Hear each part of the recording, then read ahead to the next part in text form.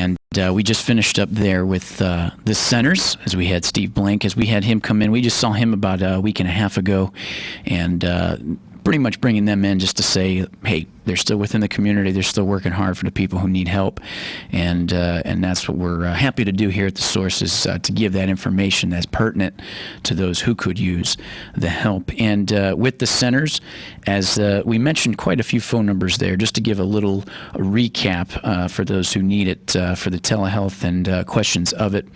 They were saying you can 291-5555. That's 352. 291-5555, and then for their mobile response, and what they were talking about having available 24/7, and mobile response for anything that might be going on at home, around your family, where you might be thinking that somebody needs some help, and you want to contribute that to not being involved with the law or anything like that. You can get somebody who can help right away, and you can mediate that.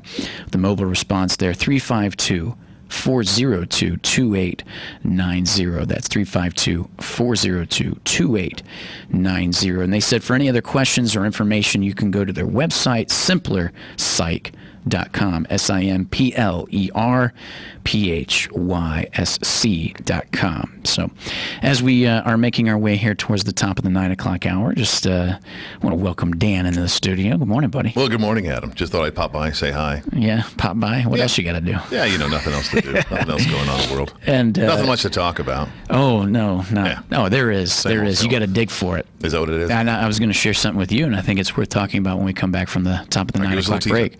Teaser, quick. And I already mentioned it for those who are listening, but tomorrow marks 50 years from the launch of Apollo 13. Yes. And there's a cool little article I was reading in lieu of that. And, well, I'm still waiting on our show to come out. You realize we were in a television show. What's that? The Right Stuff. Filmed right here in Ocala, remember? At the airport. And so it's all about the astronauts. Oh, is that right? Astronauts, yeah. So wow. They were at the airport. You don't remember this? Several months ago now. Yeah, several months. Well, with everything going on. So we're waiting for episode 4 to come out. We're going to skip 1 through 3. The first week of March, which is last month, feels like 2 years ago. Yeah, it's crazy. Time's getting by. But no, we'll talk a little bit more about that. I freshen my memory a little bit. But with that, I also got a little else to talk about, and I was going to save 9 o'clock for some news bits, but we'll just kind of keep it potpourri and bring up some stuff for conversation. And then I was going to say at the 10 o'clock, we're going to do another segment with On This Day in History, which we wouldn't be able to do tomorrow's, which would be the 50th anniversary on this date in history for Apollo 13 mission from 1970. But nonetheless, we got some other things to talk about with that. But we're going to take a short little break, and then we'll be back after this. WOCA, Ocala. The churches that would normally be full. It's also a time when churches see an uptick in donations, and that's caused some of them to get creative in securing them, like the Archdiocese of Newark, New Jersey, which has set up a GoFundMe page to assist with financial shortfalls. The Archdiocese of Chicago also has a donation page on its website where it asks for donations to help with its food pantry and other services. Fox's Tanya J. Powers. The British Prime Minister Boris Johnson is out of intensive care. A spokesperson saying the Prime Minister is in, quote, extremely good spirits. Johnson spent 3 nights in the ICU. He's the first world leader known to have been hospitalized with the coronavirus. Fox's Simon Owen. A prison riot in Kansas is over. Inmates took over a cell block, destroying things and setting off fire extinguishers. America's listening to Fox News. With a Marcus by Goldman Sachs no penalty CD. There's a typo, a fixed rate guaranteed and no penalties if you withdraw your balance early? That's right, no penalties. Really? Take 2. With a Marcus by Goldman Sachs no penalty CD, you get a fixed rate of 1.7% for 7 months. There are no penalties if you withdraw your balance early. And you keep the interest you earned. You can money with Marcus by Goldman Sachs. Learn more at Marcus.com. $500 minimum balance required to earn stated annual percentage yield, which may change before account is funded. May withdraw full balance beginning 7 days after funding. Rates as of March 20th, 2020. Goldman Sachs Bank USA. Member FDIC. If you're a pro, Lowe's knows your job hasn't stopped.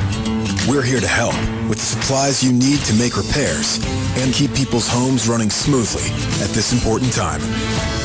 From our convenient curbside loading to job site delivery to savings on the products you need most, our focus is to help keep your business moving forward. Lowe's is open, and we're pro ready.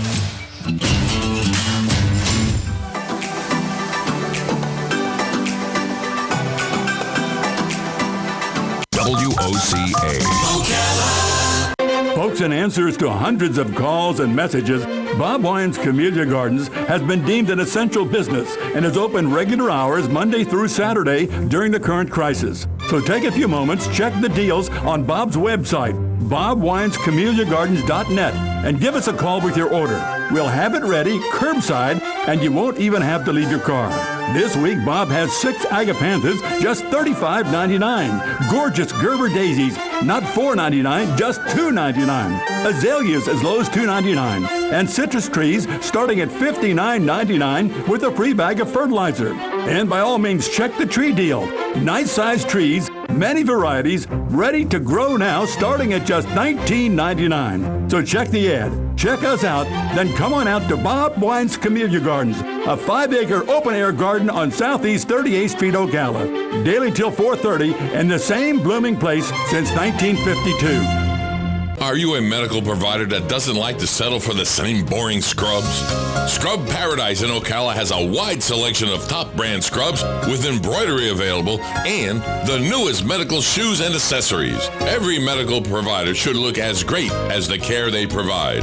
Scrub Paradise is just off Easy Street next to Shoe Carnival in Ocala. Stop by today or give them a call at 352-873-4368. That's 352-873-4368. Hey, this is Matt from Crossroad Auto Sales. I want to invite you to come over and check out our vehicles. All of our vehicles at Crossroad Auto Sales go through a rigorous 100-point safety inspection. We work with most outside finance companies, and we even have in-house financing available. Stop by today at 1800 Northwest 10th Street or give me a call at 690-6695. That's 690-6695. Crossroad Auto Sales. We won't leave you stranded at the crossroad.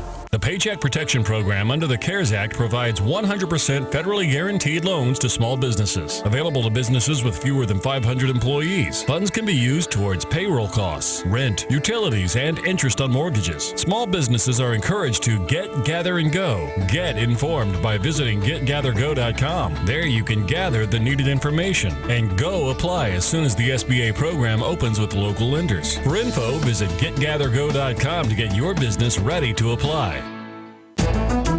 We are proud to announce the Conservative Watch Hour on WOCA 96.3 FM and 1370 AM every Friday at 11 a.m. Hosted by Annie Marie Delgado, president of Trump Team 2020 Florida, and her co-host Ann Vandersteel with SteelTruth.com. We are serving a higher level of excellence, and we are the only program of this type in this market. Don't miss your weekly dose of conservative talk radio. WOCA 11 a.m. Fridays, 96.3 and 1370 a.m. Howdy, folks. RL here to tell you about Dairy Queen. Dairy Queen Silver Springs has been serving yummy foods and ice cream made fresh to order for 46 years. Their gift cards are perfect for those you love for any occasion. Our ice cream cakes are awesome. And as far as grilled foods, DQ does it right. From grilled chicken to our famous foot-long chili dogs. So come on down to Dairy Queen Silver Springs, where we always treat you like kings and queens. I'm Jan from Palm Garden. The well-being and safety of our residents is our top priority and at the heart of every decision we make. There are no visitors permitted in our center, but family members are encouraged to reach out by phone or Skype, Facebook or FaceTime. Everyone is screened daily and wears a mask. New guests are tested and quarantined for 14 days. The response to these measures has been overwhelmingly positive. Thank you for your support and partnership. We are Palm Garden. Veterans Helping Veterans USA. Call 352-433-2320. We help veterans and their families with limited financial assistance, counseling, employment referrals, and a food and clothing bank. You can help in making a huge difference in the veterans' lives we serve by donating food, clothing, household items, or direct financial assistance. All donations are tax deductible.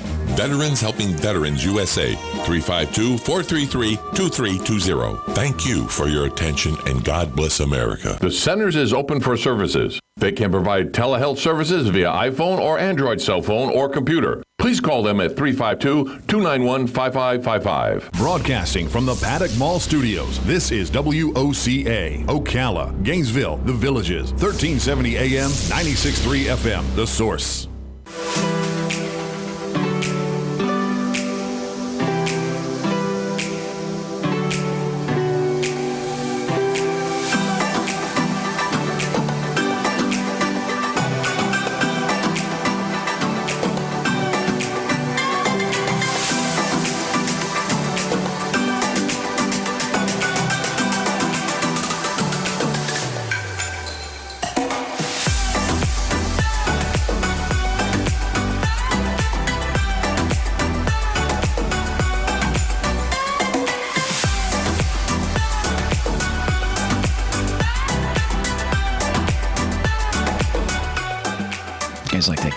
weirdest places, I swear. Well, I can't reach over there. What do you want me to do? Stretch my arm? Put my the damn camera. arm stretch over here? You want our logo in this, like in it. Make it look like I'm actually at a board. Well, you're not. You're really at a green screen. You're not actually doing anything. Everything's pre-done from for that, you. it looked like I was in the janitor's closet, although sometimes it feels like that. Good morning. You're That's a listening big closet. You're listening to AM Ocala Live, WOCA, The Source, 96.3 FM, 1370 AM. Streaming live, YouTube Live, WOCA, The Source Radio, as we are now just about 8 minutes past the top of the 9 o'clock hour. Rolling through this Friday. Dan, I was telling everybody this morning that another TGIF. We made it through another week. This is the first full week of April. People who listen to the show hear me dwell on that all the time, but when you're trying to get through some unorthodox, tumultuous times like we are now, I think it's worth looking ahead and ahead and ahead, because I'm going to give you the show as the content comes through. We do what we need to do, just like we're bantering now. But when we get the chance, and I do that often, just to give people that little bit of glass half full. We're getting through a week because this is a weird time. It'd be different if it was business as usual, right? Because we'd be talking about the golf tournament. We'd be talking about what plans are for Easter, regular plans. Yeah. We'd be talking more about we'd still be talking about what we had happen at Sun and Fun, if that would have taken place, and all that stuff. But that is probably my biggest disappointment of the year. That's one of them. That's one of them overall. It's my biggest. I mean, you've got your sports. You love those things. So you have these events. Yeah. But my sport is the aviation, and that was it. That was my yearly thing. That was the time I take off work. Yeah. The wife takes off work. We go down. We get a trailer. You spend a few days. We spend days there. We don't just go down for a quick minute. We're spending. It's like a Disney World for pilots. And I think what I was a little bummed about was last year was the first year that I took my boy to it.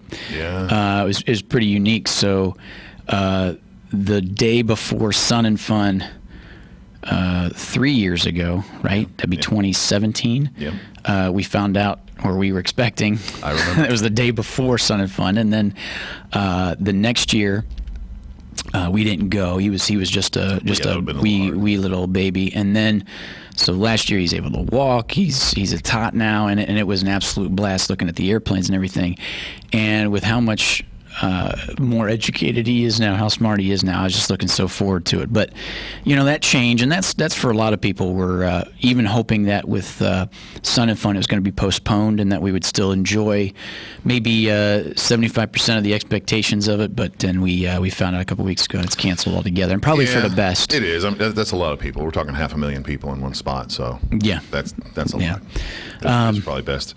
As you know, Universal and is extended their stays down. Yes, I was going to mention that. So that makes sense overall. We were talking, maybe it was your dad and I or something, but don't you love how those memories run together? Somebody and I were talking. I don't know. I talked to so many people. Yeah, and that's part of it. I'm glad I can get away with that because I don't have to pinpoint exactly who it is I'm talking to.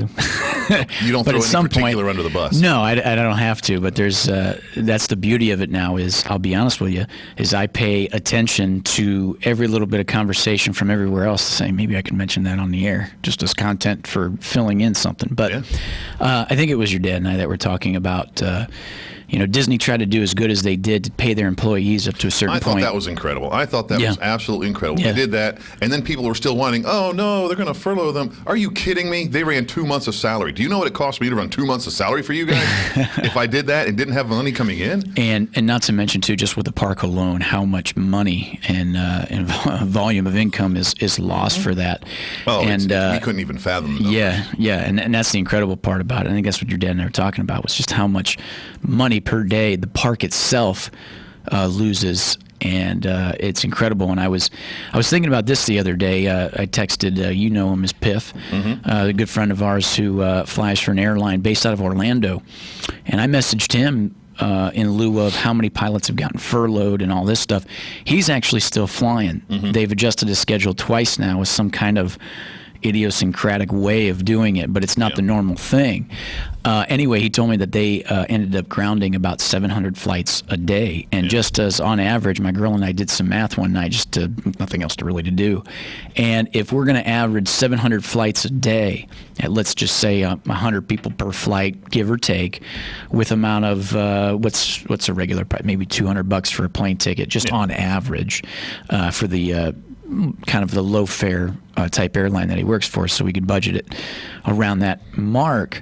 700 flights a day is $14 million a day. And then when I'd asked him about that, he goes, actually, around the company, it's to the point where they're actually losing close to $27 million a day in lieu of grounded flights. And that's just one airline. Yeah.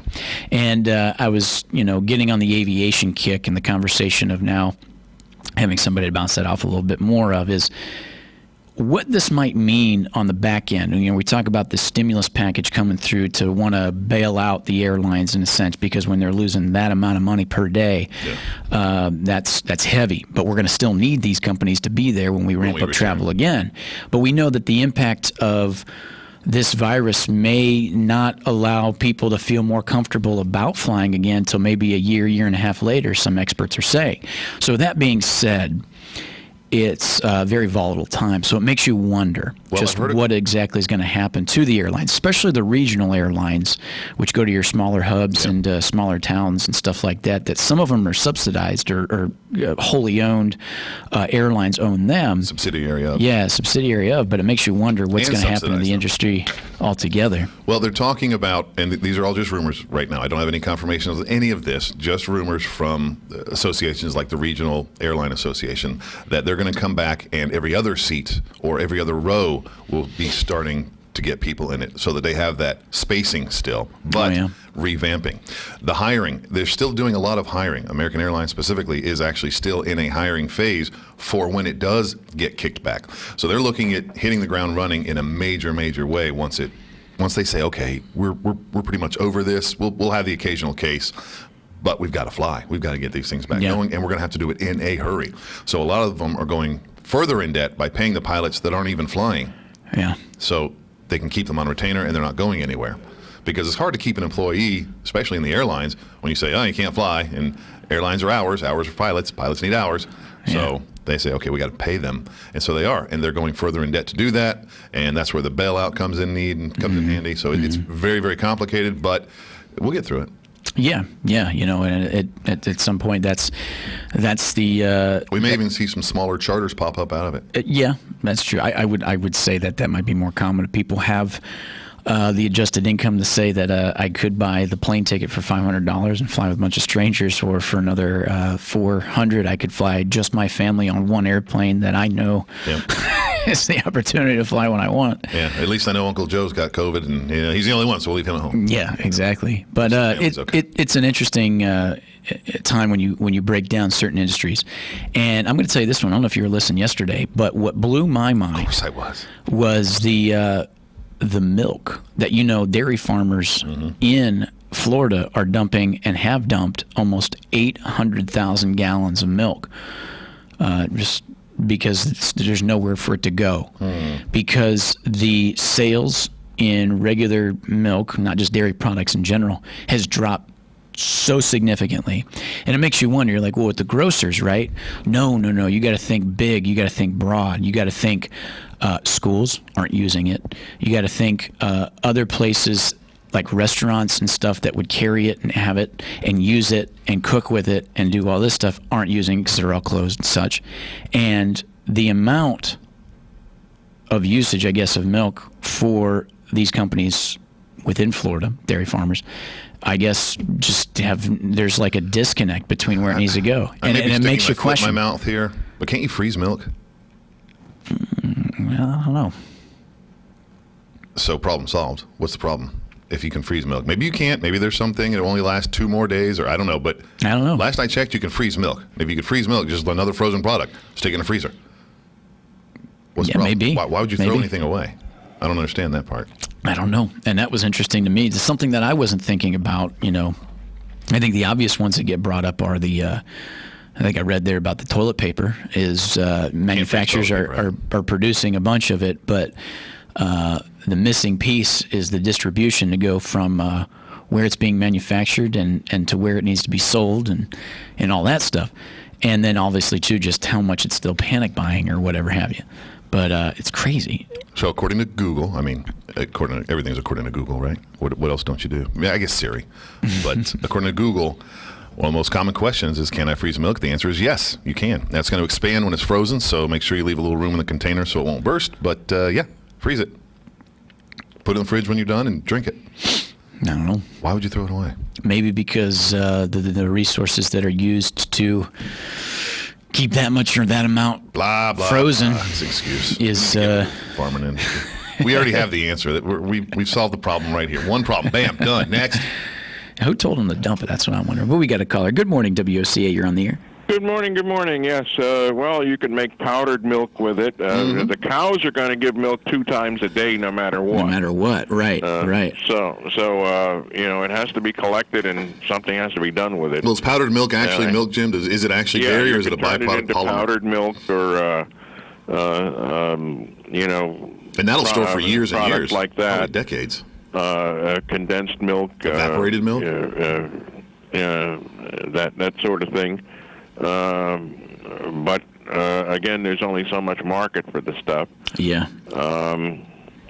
The other thing that airplanes do, besides carry passengers, is carry cargo. Oh, yeah. And so some of these airplanes that are so-called flying empty are actually also carrying cargo. So it ain't a total loss for them. To an extent. Now, as you say, they call the... So that's my other 2 cents. And I guess there's just only so much cargo. Yeah. Good morning, Jim. Thank you for calling in. Appreciate it, Parker. I guess there is only so much cargo, like you said, and you don't want to take the cargo away from the truck drivers, creating a job loss at that market. So I would think Amazon would be filling a little bit of a gap with the airline luggage or cargo department. We had a discussion. They have their own planes. Yeah, they got their own. So they may be the ones picking up a lot of the slack. Yeah. They have the resources. Yeah. Maybe they'll buy the milk. We got another caller. Good morning. You're on the air. Good morning, guys. Morning, Good morning, Huey. See, more of a serious question here.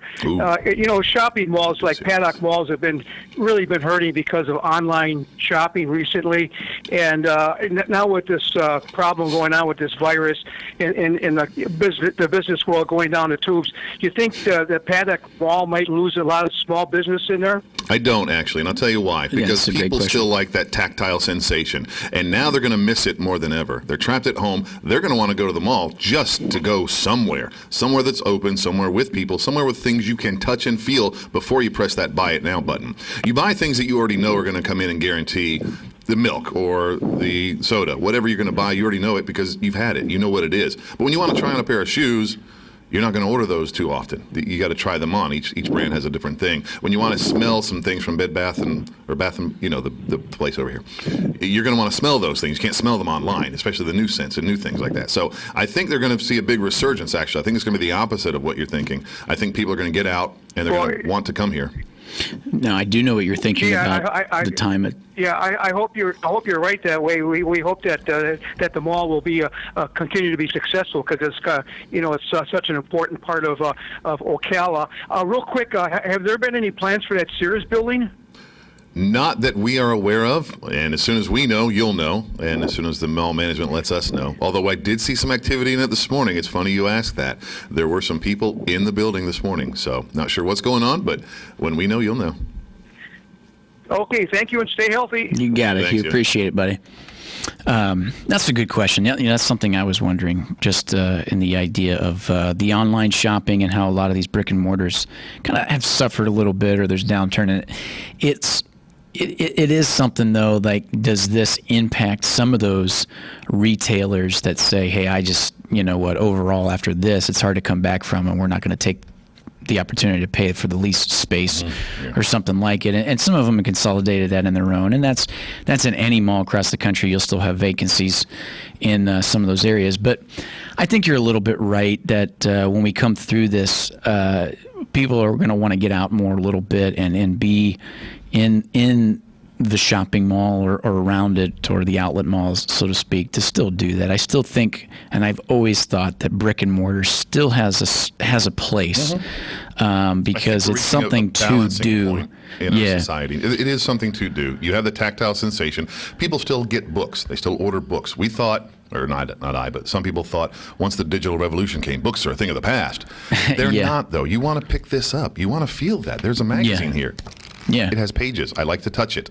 Bottom line, it's a tactile sensation that people enjoy, and you get something from that. And now, with that being said, too, I remember there was a conversation back in the day about, with streaming music. Okay, so between your Pandoras, Spotify's, and iHearts, that there's going to be a point where there's going to be no need for DJ. And I heard a podcast that was arguing this, is that, no, at some point, you're always going to need that human connection to say that there's some voice on there, even if it's a computer-animated voice, but it sounds so real, to carry you to the next song or next platform. Although a lot of people argue, like, well, Pandora, it's fine. And even if you have the ad-free, it just carries Pandora through. has DJ. Every once in a while, yeah, it'll carry through depending on what station you have. Station, and it's great because sometimes they'll have tidbits of that song. So I want to know a little bit more about that song or stuff that you didn't know, things that you forgot. So why is this song popular? There's always going to be a place for that. But now, I'll tell you, this is in the revolution of the online shopping, because it's such a niche and it's new and it's something unique and different. It takes this huge leap forward, and that becomes popular, and retail shopping centers get impacted from that. But I also think that in itself, it's still going to be used, the online shopping and everything, because of how easy and effective it can be. But it's still, like you said, worth going to. And I've always thought that on the back end, a brick and mortar is still going to be. They're still opening, businesses. They're still building buildings to have Everything's places kind of a to rehash of what it is. Yeah. Your Dollar Tree is now your $5 tree, but whatever. Yeah. It just depends. Now, I can argue that it's probably easier to shop her for that junk that's at the dollar stores than it would be to go online and shop Amazon for that dollar store stuff, because always is the impulse buy. Yeah. You could be a smarter consumer by buying stuff online, but how many times you go through the store that you needed to grab something, and then all of a sudden you're like, oh, well, there's that sitting there too. I guess I can get that. And then you go in line to the checkout, and the way they have stuff set up there, you're like, well, But that's part of the human nature. That's part of that good feeling, too. Absolutely. So you go through the line, and it's a Absolutely. treat. You're treating yourself to that pack of M&Ms or whatever. Treat yourself. On that escape aisle. So you're there. I mean, that's why they put them there. They're impulse buys. It's marketing. It's just marketing 101. Do you impulse buy? You impulse I buy? do. Oh, yeah, absolutely. Yeah, I love to impulse buy. If I'm there and it's just something, I'll look for something that interests me. I don't need anything on that aisle. I know I don't. I'm checking out. I already have everything I need. But I will look for something just to see if there is anything that piques my interest. Now, something new. At the grocery store, are you impulse buyer down the aisle? Yes and no. If it's a buy one, get one, I'll impulse it. No, I mean like in the checkout.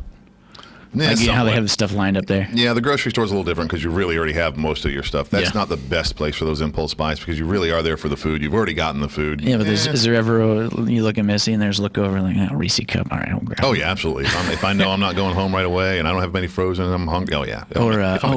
What's that? There's controversy between the royal family. I'll take this magazine. Yeah, well, that's not my thing, but I'm sure they're up there for a reason. They are, boy. And I tell you, every time I look at them, I'm like, what is that? And what I'm talking about is all those magazines for the dramatic gossip stuff. Those magazines are still print those. They still have those. I think it's a mental issue.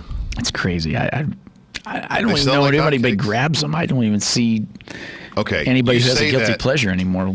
Tiger King. I don't want to hear it. What's that? You say that about the magazines, but yet a video form of it, everybody's watching that stupid show. Yeah, did you watch it? No. Why not? No, I don't want to watch it. It looks ridiculous. I've seen bits and pieces. I think that's the part of it. He just makes my head hurt. I think that's part of it is why it is like it's answering questions of why are these people so ridiculous, and then you start to break that down a little bit. And I think that's, I think I've seen that in real life too much. No, but that's where we're at now. It's like you can watch it there, and there's no consequences for having to see other people deal with it in the regular day-to-day stuff. It's almost like you can't really say that that's a guilty pleasure either. You're almost just watching it to say, I wanted to see what happens, and there's a lot of stuff that does happen, so that's enough to be like, all right, that's what makes this interesting. And also too is the basis of it is all these people with tigers. And lions. And bears? No. Oh, my? No. Tigers? No. No. Well, I went there. Yeah. Yeah, I'm not. Yeah, you did. Just no. Have you been in the big mountains much, Kentucky, Like the Rockies? Tennessee, the Rockies. There's a whole show up there, and it's real, and it's ridiculous. What's that? I've just seen enough of it. What's that? The moonshine, the narcotics addictions, all the things you see on the TV that are real, and this is real too. I mean, it's not. It's just I'm just done with it. I see that in real life. I just want to see something that's, a little more fantasy, a little more fun, a little more adventurous. Indiana Jones. That's my kind of thing. Star Trek, those type of things that are not really in the realm of me being able to see anywhere else but this. If I want to see this crazy Joe guy, I just go down and see him. He's a moron. They're everywhere.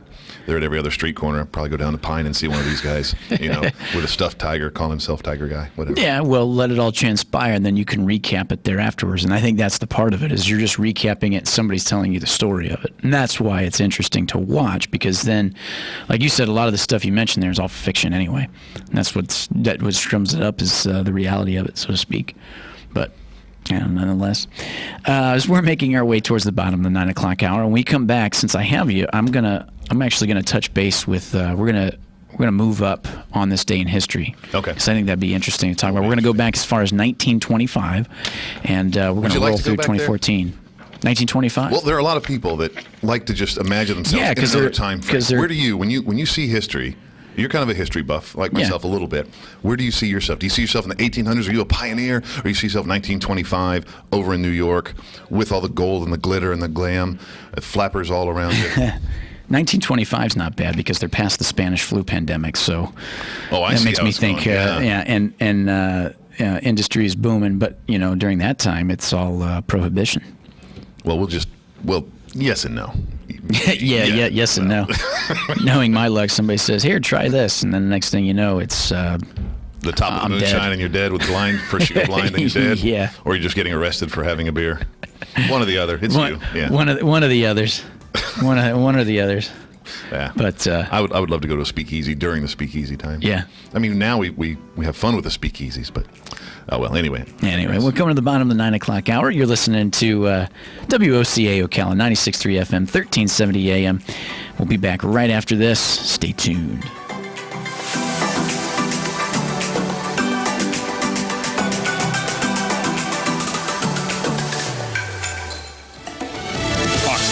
I'm Chris Foster. It's Good Friday, the start of Easter weekend, and the coronavirus outbreak means a lot of in-person services are canceled at churches that would normally be full. It's also a time when churches see an uptick in donations, and that's caused some of them to get creative in securing them, like the Archdiocese of Newark, New Jersey, which has set up a GoFundMe page to assist with financial shortfalls. The Archdiocese of Chicago also has a donation page on its website where it asks for donations to help with its food pantry and other services. Fox's Tanya J. Powers. The British Prime Minister Boris Johnson is out of intensive care. A spokesperson saying the Prime Minister is in, quote, extremely good spirits. Johnson spent 3 nights in the ICU. He's the first world leader known to have been hospitalized with the coronavirus. Fox's Simon Owen. A prison riot in Kansas is over. Inmates took over a cell block, destroying things and setting off fire extinguishers. America's listening to Fox News. With a Marcus by Goldman Sachs no penalty CD. There's a typo, a fixed rate guaranteed and no penalties if you withdraw your balance early? That's right, no penalties. Really? Take 2. With a Marcus by Goldman Sachs no penalty CD, you get a fixed rate of 1.7% for 7 months. There are no penalties if you withdraw your balance early. And you keep the interest you earned. You can money with Marcus by Goldman Sachs. Learn more at marcus.com. $500 minimum balance required to earn stated annual percentage yield, which may change before account is funded. May withdraw full balance beginning 7 days after funding. Rates as of March 20th, 2020. Goldman Sachs Bank USA. Member FDIC. If you're a pro, Lowe's knows your job hasn't stopped. We're here to help with the supplies you need to make repairs and keep people's homes running smoothly at this important time. From our convenient curbside loading to job site delivery to savings on the products you need most, our focus is to help keep your business moving forward. Lowe's is open, and we're pro ready.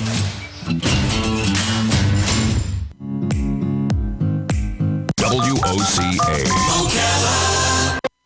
Keep up with what's going on in the downtown area with Ocala Downtown Newspaper. Delivering thousands of newspapers to businesses in the downtown area, Ocala Downtown is there to keep you informed. They even have Tom's Picks, a free referral for people who are looking for a company to do work for them. Tom's Picks will refer the company that fits your needs, and all we ask in return is that you tell them where you heard about it. It's simple. For more info, just call Tom's Picks, 352-804-1223, and pick up your copy of the Downtown Ocala newspaper today. And now read Ocala Downtown Newspaper online. Shamrock Security Systems, 629-3223. Shamrock Security Systems is located here in Ocala, Florida. Shamrock Security Systems is a top-rated alarm company offering 24/7 monitoring, video surveillance, fire and flood protection. You'll sleep a little better once the job is done. Shamrock Security Systems for over 31 years. 629-3223. Get a 100% free quote from Shamrock Security. 629-3223. Temperatures right now in the 70s, and we're not going to get much warmer. Today, temperatures will stay a little bit below average for a change, which is nice. Yesterday, we hit 91 in Melbourne, Orlando, Sanford, Daytona Beach. So we also hit some records yesterday. Today, we'll keep the rain chance at 40%, scattered shower activity. We're not expecting severe weather. Temperatures will stay in the 70s. Tonight, we'll drop down to the 40s and 50s, 48 for our friends up in Gainesville, Alachua County, 50 in Ocala. Beautiful weather tomorrow morning if you have plans to get outside, maybe go for a walk in the morning. It's going to be very nice, very cool. Saturday, lots of sunshine. Temperatures right around 80 degrees for the afternoon high. By Sunday, Easter Sunday, we'll start to increase the cloud cover. Heat and humidity will be on the rise, and we'll keep the rain chance on Sunday at about 30%. Each and every day, we will keep a rain chance in the forecast, 40 to 50%, with a good chance for some thunderstorms on Monday. That's it for your weather. Pals Ocala Auto Repair fixes all makes and models. Pals makes sure that your vehicle's engine, mechanical, and electrical components are healthy. Yeah, it's completely closed.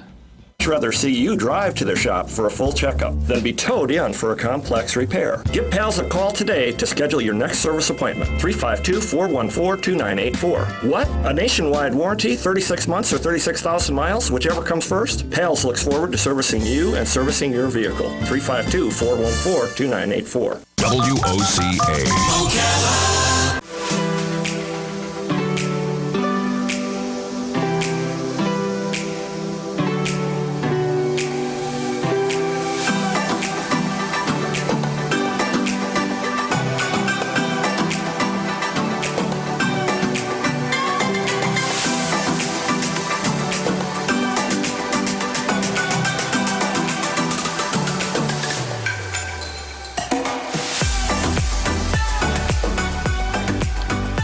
Friday, baby. It is Friday.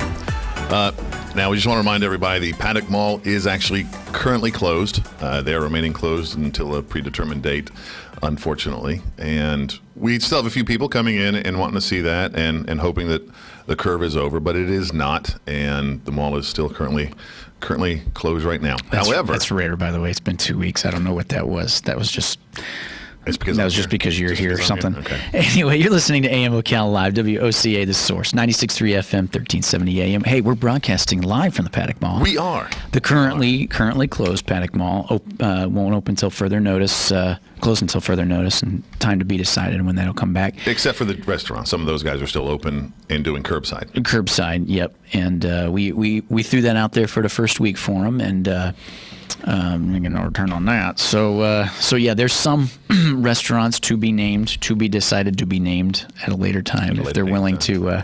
Because that's kind of how I felt. I was on par with your dad on that one. I understand that one. As we're streaming live, YouTube Live, WOCA, The Source Radio, and Dan, now that I got you in here, I was going to say I'm going to move up on this day in history here. Well, before that, yeah, just real era. Well, okay, a couple years. But make sure you do type that in. If you go to our site, it will link you directly to our YouTube page, which can be a little deceiving because it's not all of you. It's just our page on YouTube. And so when you go off of it and you're just on YouTube, sometimes it's hard to find. So I want to make sure you type in WOCA, The Source Radio. That's right. And that's how you'll find us. WOCA, The Source And don't forget to subscribe. Radio. And click subscribe and like and all that good stuff.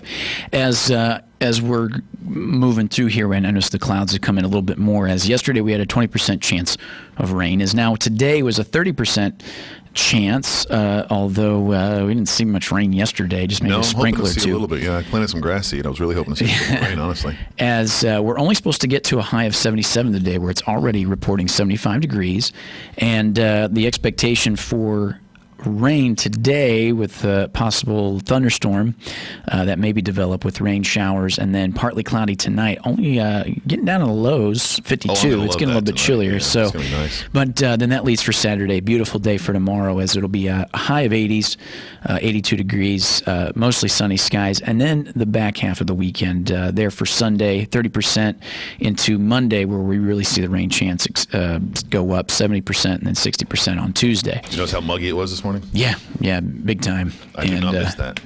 Yeah, it's kind of that reminder that because all of the 80-degree weather that we've had, close to 90 some days, it's been different. The humidity's been lower. It takes longer in the day to get to that temperature. It's really only that hot when you're in the direct sunlight, and there's always been a breeze blowing. So yeah, now we're starting to feel it here all together. As we're going to move on here with On This Day in History, as like I said, I got Dan here to bounce back some things with it. Nonetheless, is we're going to go back to 1925. And before we took the break, you mentioned, if there was an opportunity to live in a different era, what would that maybe be? Well, some people like to go back to the 80s, They want Right, to stay right. in the 80s for a That's, little while. I I'd think like to be a time traveler because I like a lot of different eras. Yeah. For a little while, I'll go back to Victorian age, but not for long. Yeah. Because their plumbing is, you don't have it, I need my indoor plumbing. Galen was saying the other day, I'm sure if he had to call out a decade, he'd definitely want to go back in the 80s. That's what he said. He goes, man, the 80s were a great time. 80s are fun. You go up to the Vale and over to Denver. You do a little skiing at the resort with the big hair and everything was big in the 80s and colorful, Colorful. So you just go back to that for a little fun. But you don't want to stay there too long. A lot of cocaine. Too much cocaine. So, you got to stay away from that stuff. As the idea is, though, too, is if you're going to have that conversation to go back in an era and live in it for a little while, you'd have your regular life like you would here. So it's not like you're going to, oh, well, now that I'm back in time, then I just have the funds to just go travel the world and see what the world was you like. Still got to figure it out. Right. So if you retrospective the idea of going to a different Would you time get to period. know all the things you know now? Oh, man, that'd be great. Well, then you can invest. Yeah. Then Google suddenly becomes your number one priority. Yeah, like Back to the Future too. Yeah, Well, exactly. Doc, we're just going to make a few bets, dollars, a few dollars on a couple sports and place a few bets here and there. Yeah, just a couple. Next thing you know, you're living in a parallel timeline thanks to Biff. Yeah. In his Tower of Doom. As we start, Dan, this has been a segment we've been rolling, and it's been a good conversation to the idea of kind of rolling some things. So it's On This Day in History, as we're April 10th, going back to 1925. It says 1925, April 10th, 1925, The Great Gatsby, a story set in Long Island's North Shore and New York City during the summer of 1922. Of course, F. Scott Fitzgerald is published. So there you go. If you're talking about that era, well, there is a book that was the staple to that era, as it was written about the summer of 1922, as it was published in 1925, and is now often regarded as an example of the great American novel. The Great Gatsby has become a standard text in high school and university courses on American literature in countries around the world. It was an era of decadence, which I like very much, and I like the references and the cars and the design and the buildings. I didn't like the storyline. I thought the storyline kind of sucked. Is that right? Yeah, not a fan. Especially the ending. It was terrible. Really? I mean, that's what happens? No, that's all. Now they've bolstered two big motion pictures from it. The one with Robert Redford, and then later on Scorsese's with Leo DiCaprio. Leo, we're calling him now. Oh, hey, Leo. You guys are friends. Oh, yeah. Yeah. Okay. Yeah, first name basis. Yeah. Leo. He was in here the other day, right? Leo. Hey, come on back, Leo. Hey, Adam says hi. Just come on and say hi. But I actually haven't seen the Scorsese one yet. So You have not seen it yet? No, I'd like to. Love the film. Love the videographer. All of the visuals are incredible. Yeah. Again, storyline, not a fan. But a lot of people are, and I'm going to catch some slack on that one. Flack. Moving on, as April 10th here, this one was just a little, it's almost like a foreshadowing, and it's interesting because it plays on April here, but April 10th, 1932, Germany's Hitler. Adolf Hitler is beaten by Paul von Hindenburg for the German presidency. It didn't work out real well for him. It was where he was beaten out for presidency, but he became, from what I understand, chancellor. And it was from there that it was probably, if it was president, it probably would have rolled a different way. But because he wasn't elected president, I remember watching some history documentary that was a turning point. That was a turning point with him not getting the presidency. It would be interesting to see. And there are so many. Because he might not have been able to get novels. away with some of the stuff in lieu of. It was almost like that worked out better for him, and he was able to tackle that in a certain way. So maybe in some hindsight, that was the goal. It is. There are a few books and novels out there that explore that exact thing. Yeah, there it's fascinating stuff. Amazon. Have you seen The Man in High Castle? Not yet, but that's one of the ones I want to get into. Very interesting. Yeah. It takes the exploratory look at what if. Yeah. Now, The Man in the High Castle, we were talking about this the other day for the listeners out there. This is one example, like you said, the what if is if actually if Germany ended up winning the war and took it over, basically, and taken over in the U.S. to where we Part of it, because that would mean that Japan did okay, too. And so Japan takes the West Coast, Germany takes the East Coast, and it goes from there. Yeah. See, that's a neat little play on it. Moving forward here, 1963, as what happened on this day in history, April 10th, 1963, the USS Thresher, it says nuclear-powered attack submarine, the USS Thresher, and her crew of 129 was lost at sea in the Atlantic Ocean, some 220 miles off of Cape Cod, Massachusetts. Did they find it? I don't know. And see, those are one of those things that goes far back in history that this is something I'm learning right away. And that's why I think this is kind of cool. And every now and then, it's like, for those who lived during that time, that was probably one of those big deals. Is like, hey, what happened? Yeah. But nuclear powered, one generation away, really. Yeah, nuclear powered attack submarine USS Thresher and her crew of 129 was lost at sea in the Atlantic Ocean, some 220 miles off Cape Cod. I know you're going to dive into that one. I'm going to dive into that one just a little bit while you're... Thresher, THRESHER. I'll move on just a little bit here as you look that up. It says here, and this is crazy here nonetheless, as it's a weird thing when it brings up the time. So on this date in history, in 1972, April 10th, 1972, 70 nations, including the United States and the Soviet Union at the time, signed an agreement banning biological warfare. It was on this date in history in 1972 that 70 nations were involved in an agreement that would ban biological warfare.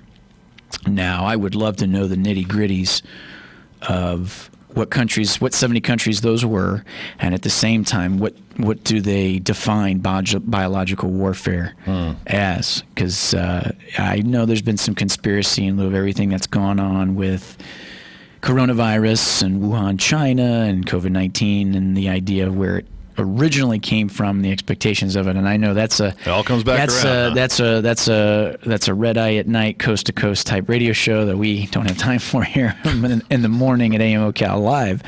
But nonetheless, it was on this day in history in 1972. 70 nations had banned biological warfare, U.S. and Soviet Union included. We're going to take a short little break, and then when we come back, Dan's got more information about that USS Thresher. So stay tuned. You're listening to 96.3 FM, 1370 AM, The Source. Back after this.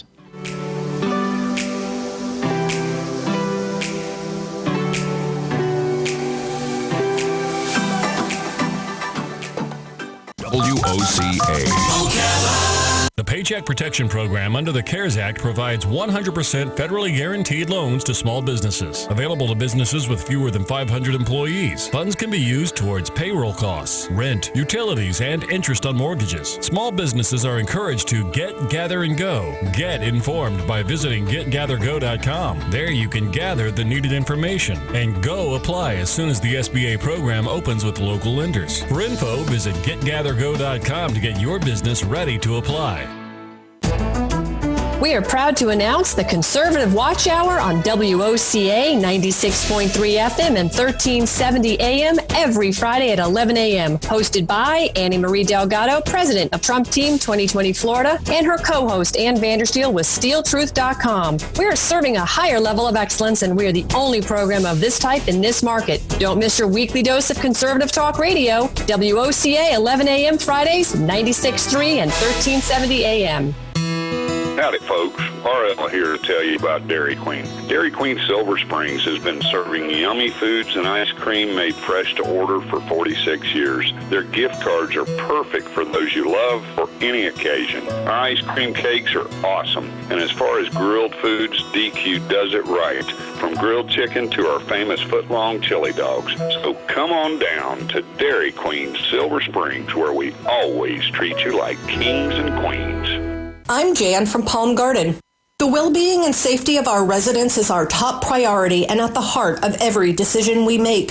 There are no visitors permitted in our center, but family members are encouraged to reach out by phone or Skype, Facebook or FaceTime. Everyone is screened daily and wears a mask. New guests are tested and quarantined for 14 days. The response to these measures has been overwhelmingly positive. Thank you for your support and partnership. We are Palm Garden. On this episode of What Not to Do, brought to you by Mike Scott Plumbing. If water runs through it, we do it. The fire department? Why is the fire department coming up our driveway? Don't look at me. He's your cousin. Haha, Mr. Funny Man. What did you do now? Well, we were attempting to repair the water heater, but somebody forgot to turn off the breaker. Well, why is there water everywhere? Apparently, the main water shutoff didn't exactly get shut off. Okay, at what point did you realize you're not a plumber and you need to call Mike Scott Plumbing? Right about the time we had the flood and the fire all at the same time. And when should you have called the professionals at Mike Scott Plumbing? That's what I thought. Does water run through it? Then they do it, not you. And don't give me the weekend excuse. You know they don't charge extra for nights, weekends, or holidays. Do you need the number? No, I got it. 237-2888. Again. 237-2888. Why'd you call Cousin Sean anyway? You know he can't even fix his own lunch. On next week's episode of What Not to Do. Oh, come on, a monster truck? Veterans Helping Veterans USA. Call 352-433-2320. We help veterans and their families with limited financial assistance, counseling, employment referrals, and a food and clothing bank. You can help in making a huge difference in the veterans' lives we serve by donating food, clothing, household items, or direct financial assistance. All donations are tax deductible. Veterans Helping Veterans USA. 352-433-2320. Thank you for your attention, and God bless America. The Centers is open for services. They can provide telehealth services via iPhone or Android cell phone or computer. Please call them at 352-291-5555. Broadcasting from the Paddock Mall Studios, this is WOCA, Ocala, Gainesville, The Villages, 1370 AM, 96.3 FM, The Source.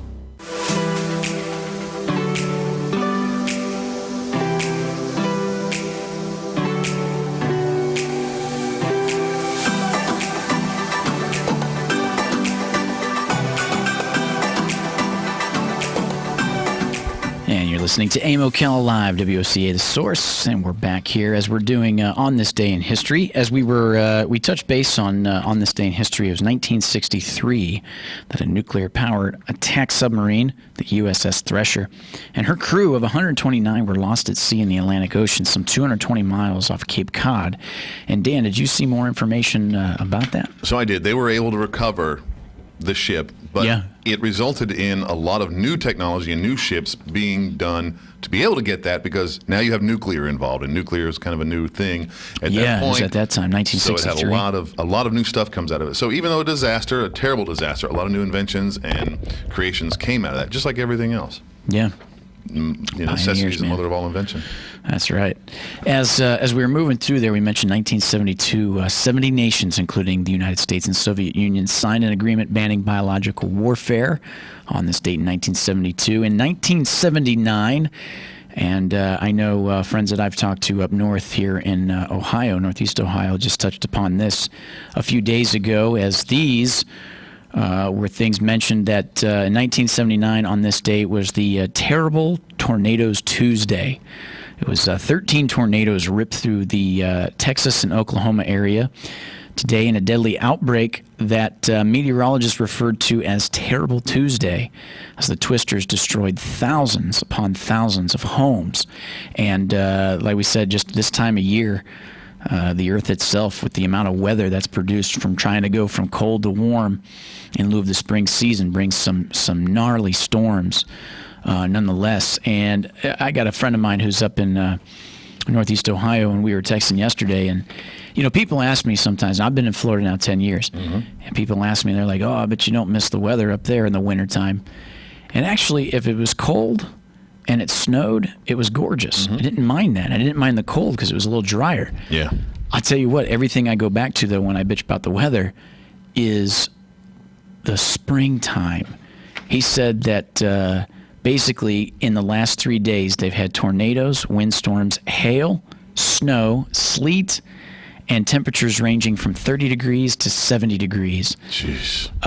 All in a matter of 3 days. Yeah. And that's the stuff that I could never Don't miss, take to either, was just that amount of change. And I'm going to say something in lieu of that. I have been before. Listeners know that I believe that that's why Ohio took that hard initiative there with Governor DeWine to close down things like they did, because knowing that the weather is so tumultuous, so unyielding, it's so up and down, that was going to play on your immune system and the body and people going out and trying to do things. It's so different though when we come down here and you look at it's 90 degrees outside. Virus what? Yeah. It's hard, and I know the weather's a big part of that, but it was on this date, 1979. Terrible tornadoes Tuesday through Texas and Oklahoma. Moving on here, 2002. It says here on April 10th, 2002, restrictions were loosened further for mercy killings and assisted suicides for patients with unbearable terminal illness.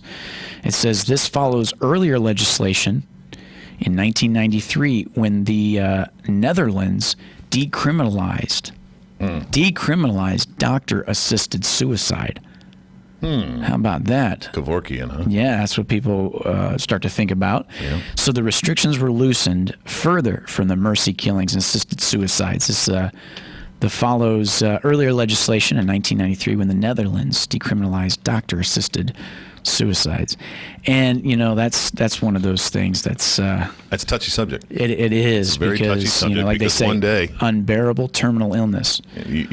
Unbearable, define that. Nowadays with technology, can you find that cure? Did that cure come the next day after you had that assisted? Or is it something like when we talk about Lou Gehrig's disease, like ALS, that's where you're in the right state of mind, but your body pretty much just gives out. Yeah. That's crazy. why I like technology, and I hope to see that. Yeah. Just eliminate things like that one day. You can eliminate the pain factor. You can transfer your consciousness. You do all sorts of different things. Yeah. And I hope to see those someday. Well, the technology of it. Let's get a vaccine though for this COVID-19 first. They've got it. Baby steps. They've had it. You think so? Oh yeah, they're just holding on. No, I'm just kidding. No, I'm just messing with you. There's no conspiracy there. They are working on it though. They are. No, they're getting there. Moving on here, in the same year of 2002, on this date, April 10th, was Israel's suicide bomber. 8 Israelis are killed by a suicide bomber aboard a bus in Haifa. I actually remember this now. In 2002, I was a senior in high school, and I had already graduate, or I was graduating that year, so it was that June. You got to understand anything that, because this is post 9/11, and this is still fresh. Anything that had to do with anything that was bomb related anywhere in the world was huge news, and I actually remember that. Really? In 2002, I remember that being something grandiose or talked about. The next year, moving on, April 10th, 2003, the House passes the bill creating a national Amber Alert system. And strengthening. We all have the phones to prove it today. Yes, we do. And then with the technology that come through, those Amber Alerts are presented hella quick. Well, yeah, they are. I just wish they'd be a little more localized. I'm getting reports from Miami and. Well, as within the state, they 5 hours from when they got the report, now they're at the gas station on the pump across from you getting gas. Maybe. The gray SUV with a license plate, yada yada. just got themselves a churro and a green tea, and there they are 5 hours later because they drove up from Miami. That's true. But it's the weird ones when you get like from the West Coast or something like that, or something that's made national because they want everybody to be aware of it. Because they made it across the states in 5 hours. Nonetheless, but it's just to keep the eye out. But the House passed the bill. It was on this date in 2003, creating the National Amber Alert System. And it says here, side note, strengthening child pornography laws. Oh, that's good. I don't know how you strengthen them. They're there, and it's not good. Death penalty and be done with it. What's the problem? I don't understand. But moving on here for on this date, April 10th, 2008, U.S. fundamentalist Mormon polygamist temple sect raided. It says here a fundamentalist Mormon polygamist temple sect is raided in West Texas with authorities. How's Exotic Joe, wasn't it again? It might have been. See, you watch it. I know you do. You just don't want to admit it. Yeah? No. Yeah? No. Carol Baskin had nothing to do with this, by the way. But the authorities suspect that older men, get this, had sex with underage girls and practiced polygamy at Fundamentalist Church of Jesus Christ of Latter-day Saints in the ranch in El Dorado, Texas, during the raid. People are just nuts. During the raid, 416 children were placed in temporary state custody on suspicion of being abused. 416. That's got to put a... But it was on this day in 2008 that was raided. So, good on it. As we're running out here, just a one to leave on a note here. On this date, April 10th, 2011, legendary folk singer and songwriter Mr. Bob Dylan, who had become a voice for the anti-war and Vietnam movement in the 1960s and 70s in America, played his first concert in the communist country of Vietnam. The 69-year-old musician held the concert in Ho Chi Minh City. About half of the seats at the venue were sold for the concert, with largely attributed to the fact that nearly half of the population of Vietnam was under 30 years old and had no memories of the war with the United States. Incredible. So there you go. Some dates as in... or some years as on this date in history. So as we move through, we're going to take a break here for the national news. And we come back, you're listening to WOCA Ocala 96.3 FM, 1370 AM, The Source.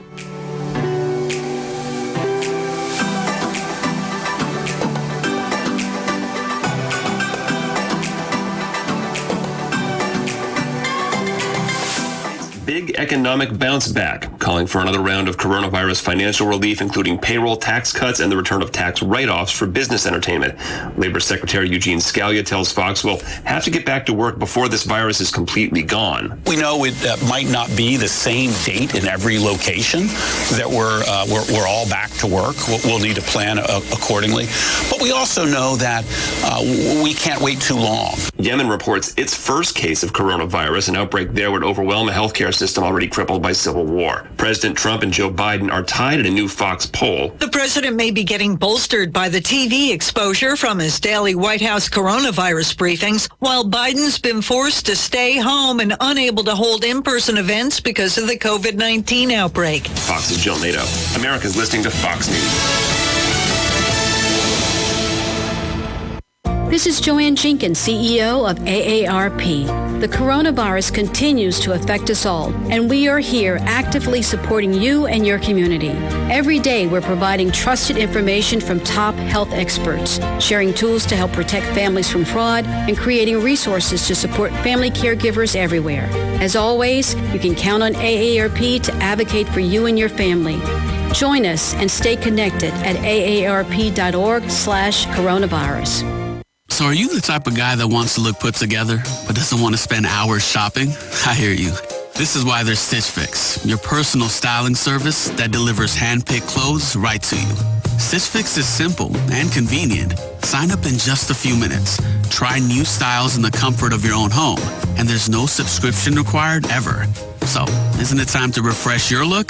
Get started today at StitchFix.com. Stitch Fix, personal styling for everybody.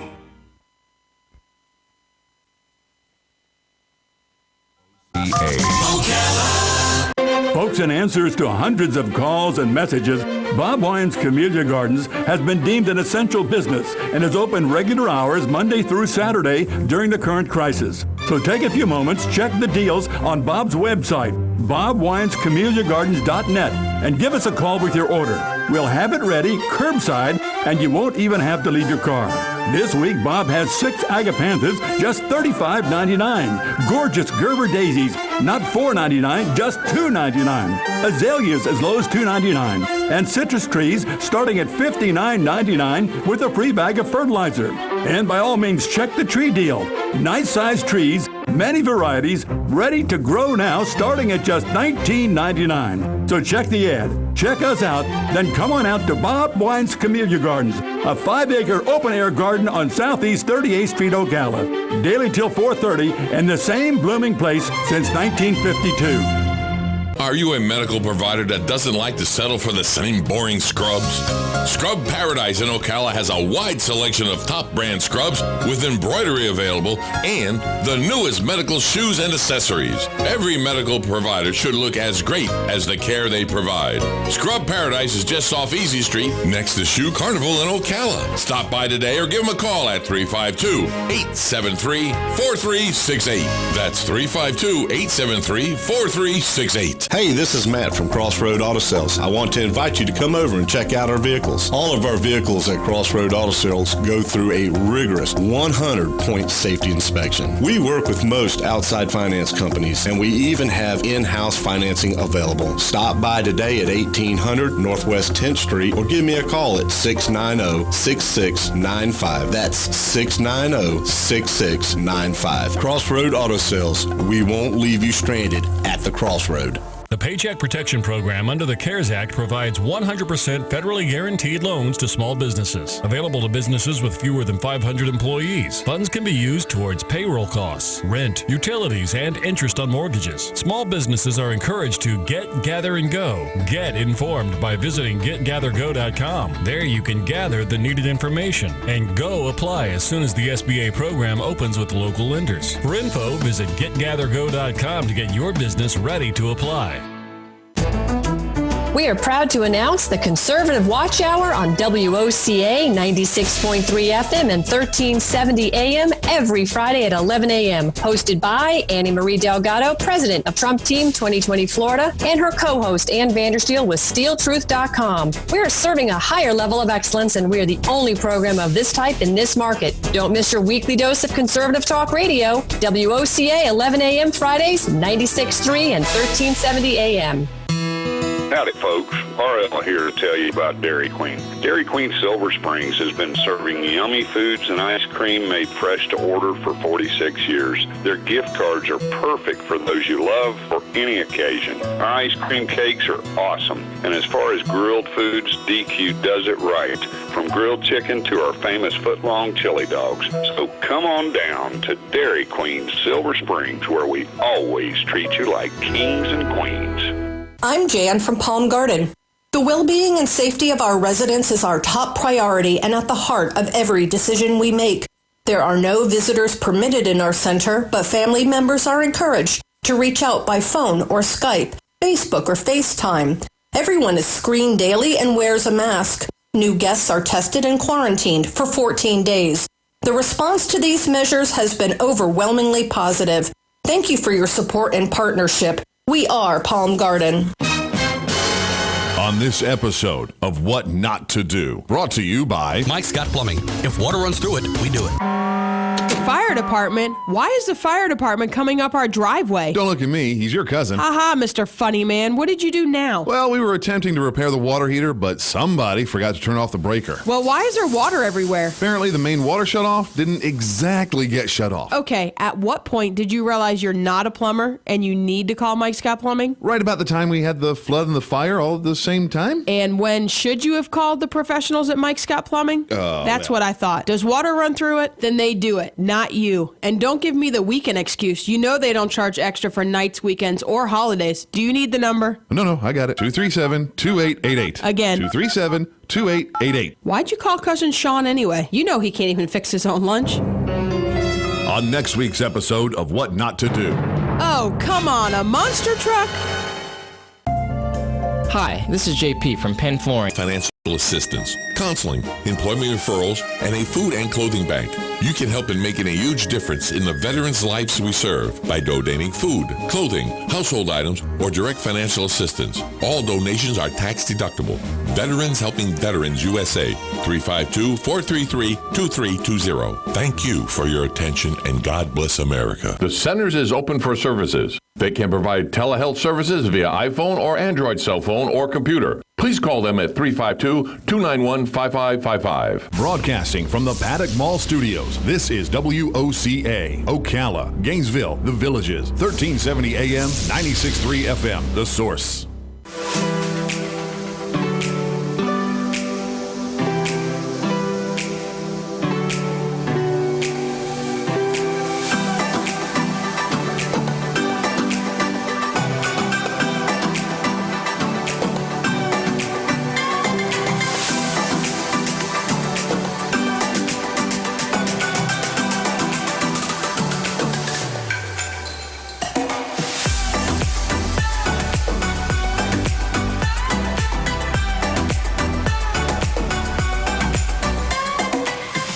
Listening to AM Ocala Live. Good morning, everybody. Happy Friday. Good Friday, April 10th. Moving through our show today. Moving through this week we got a weekend coming up, Easter weekend, and we know it's different for all of you, all of our listeners out there. It's not what we expected for Easter, is it? But we're going to adapt nonetheless, right? As most of April has kind of felt that way, as we were talking earlier on the show with a lot of events that were set to be planned and stuff to look forward to, and now even May is starting to see the consequences of that with some events, either canceled or postponed, and so on and so forth. However, like I was saying earlier on the show, is what better time or a weekend to reflect on where we're at and in the moment of where we're at, to look ahead with some optimism than this kind of weekend, and still being thankful for everything we have and family and the little things that maybe we sometimes take for granted overall, but.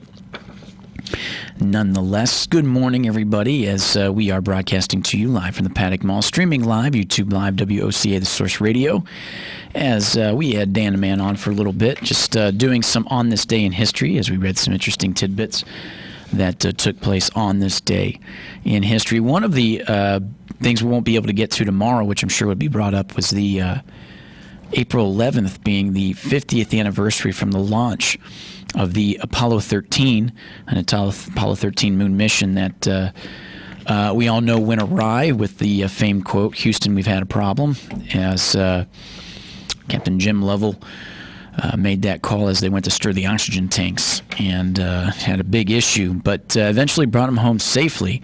And one of the events that I was looking forward to is they were actually bringing that movie Apollo 13 back for a few days to the theater. To the big screen, to the silver screen, to air it in lieu of the 50th anniversary of it. Unfortunately, though, that's one of the things that got canned, or, I don't think it's really being postponed or anything like that, just with having all the theaters closed and everything else, so to speak, as that goes. And we've got a caller here. Good morning, WOCA, you're on the air. Good morning. Yes, I read Jim Lovell's book. After everybody was back on Earth safe, Grumman sent North American Aviation a bill for towing. Is that right? Yeah, it was a gag, but... Oh, that's awesome. It's incredible. I didn't realize, I read the article a little bit earlier, that, two of the three are still alive. Jim Lovell is 92 years old, and Hayes is 86. And I have Fred Hayes' autograph. Oh, is that right? What did you get him to sign? Was it a picture or a piece of paper? Well, he signed the back of a piece of paper for me. He was at my college reunion the year that I went back there, and he signed some autographs after his speech. Oh, that's awesome. That's pretty good. That's pretty good. That was nice. As they were going to have some events, was anniversary celebrations and festivities at the Cape Kennedy Space Center here in Florida. Obviously, where the mission began on April 11th, but they, had to put the kibosh on that. Although it's still amazing to me. Like I said, 92 years old. These gentlemen, a lot of them lived to be, many, many years. And I think that's incredible. And that just goes to show you just their physical toughness, too, through the years that they were doing it. Well, most of those military guys lived a clean life and, didn't get involved with illegal drugs and such. That's true. And what's fascinating, as I was mentioning before on a PBS history documentary that I've been mentioning that I had seen there last week that had touched on the expectations to get us within the space race and then to get man on the moon with our country going against Russia, was they talked about the astronauts that were selected in lieu of the Mercury missions. And one of the things that was kind of crazy, they did touch on it, is the rigorous physical tests that were done to them. But what's absolutely crazy is in all of the videos, and even they mentioned it, is all of them actually smoked cigarettes. But the difference was, ain't nowhere near the additives and stuff that are in cigarettes nowadays, because you're talking back then when it was pretty much just tobacco. Those were the pre-filter tip days. Right. And that just goes to show you that, who's responsible is, like we said, with cigarette companies and what they've got in there now and the difference of what it was, considering with these guys living as old as they did. But thank you for the call, partner. Appreciate it. All right. Have a good morning. You got it. Thanks for listening. As we were just touching base on tomorrow being on that day in history, 50 years since the launch of Apollo 13. Some other fun stuff to kind of get to as we get to the bottom of the 10 o'clock hour. And on Fridays, we usually round out our show with the Ocala magazine. So stay tuned for that. As we roll through here is some stuff I didn't get to yesterday. To mention, so to speak, as Duke and Duchess do a virtual class visit. The Duke and Duchess of Cambridge wowed school kids during a surprise virtual visit on Wednesday. Prince William and wife Kate dropped in on a show-and-tell session by youngsters whose parents are out on the front lines of the nation's coronavirus battle. That's kind of neat. Overall, the Duke and Duchess of Prince William and wife Kate to a show-and-tell session by youngsters whose parents were out on the front lines of the nation's coronavirus battle. Just a little bit of a give back for something they can do for their part. And in lieu of that, it was mentioned, as it was brought up, it says Dr. Fauci doesn't think, of course, the National Institute of Allergies and Infectious Disease Director, Dr. Anthony Fauci, says that Americans should probably never shake hands again in order to prevent the spread of coronavirus and other diseases. And that was one of the interesting topics that I touched on with somebody not that long ago, was whether or not we'll go back to shaking hands and, getting close personally with a hug or something like it. And as one of those things where maybe not initially, maybe not within a year as far as everybody being comfortable with it, but you'd like to think at some point it would just become the norm again, as most people still want to shake hands, and it's sometimes easy to forget, like, oh, I had a second thought there. Yep, no shaking hands. But Dr. Fauci, Anthony Fauci, says maybe Americans should never shake hands again. Here's a wacky but true. It says here, a naked burglar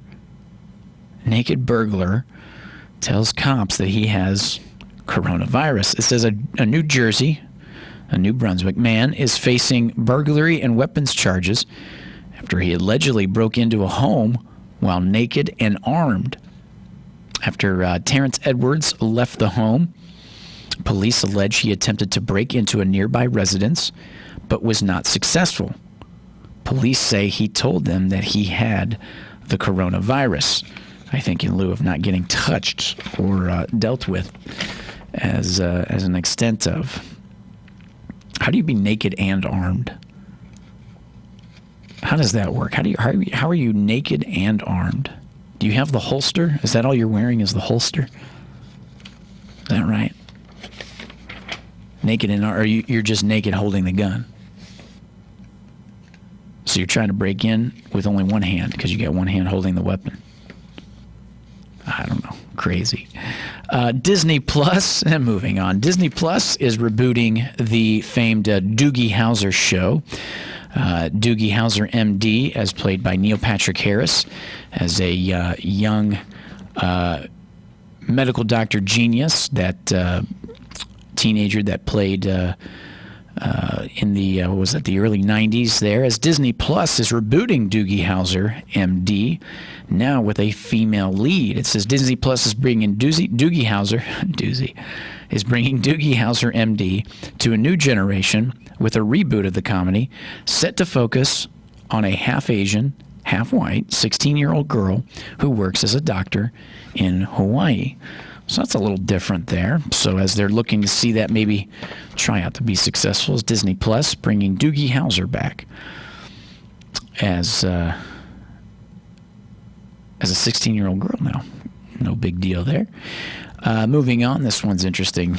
This is My Spy, going straight to Amazon. It says here, while every other movie originally due out in the next 2 months has pushed or delayed its release date, there's one holding fast.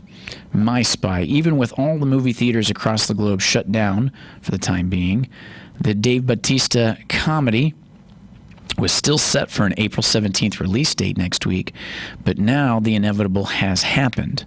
My Spy is not opening on April 17th. In fact, it's not opening in theaters at all. Instead, the movie is headed straight to Amazon, the movie My Spy, which I can't remember quite frankly which one that was, but nonetheless. As there's a few birthdays to mention, celebrity birthdays and such, as I thought this one was pretty cool. This one's a shout out to Galen there, as we were talking a lot about football today in lieu of some of the worst some of the worst divisions in the NFL that hold some lousy teams.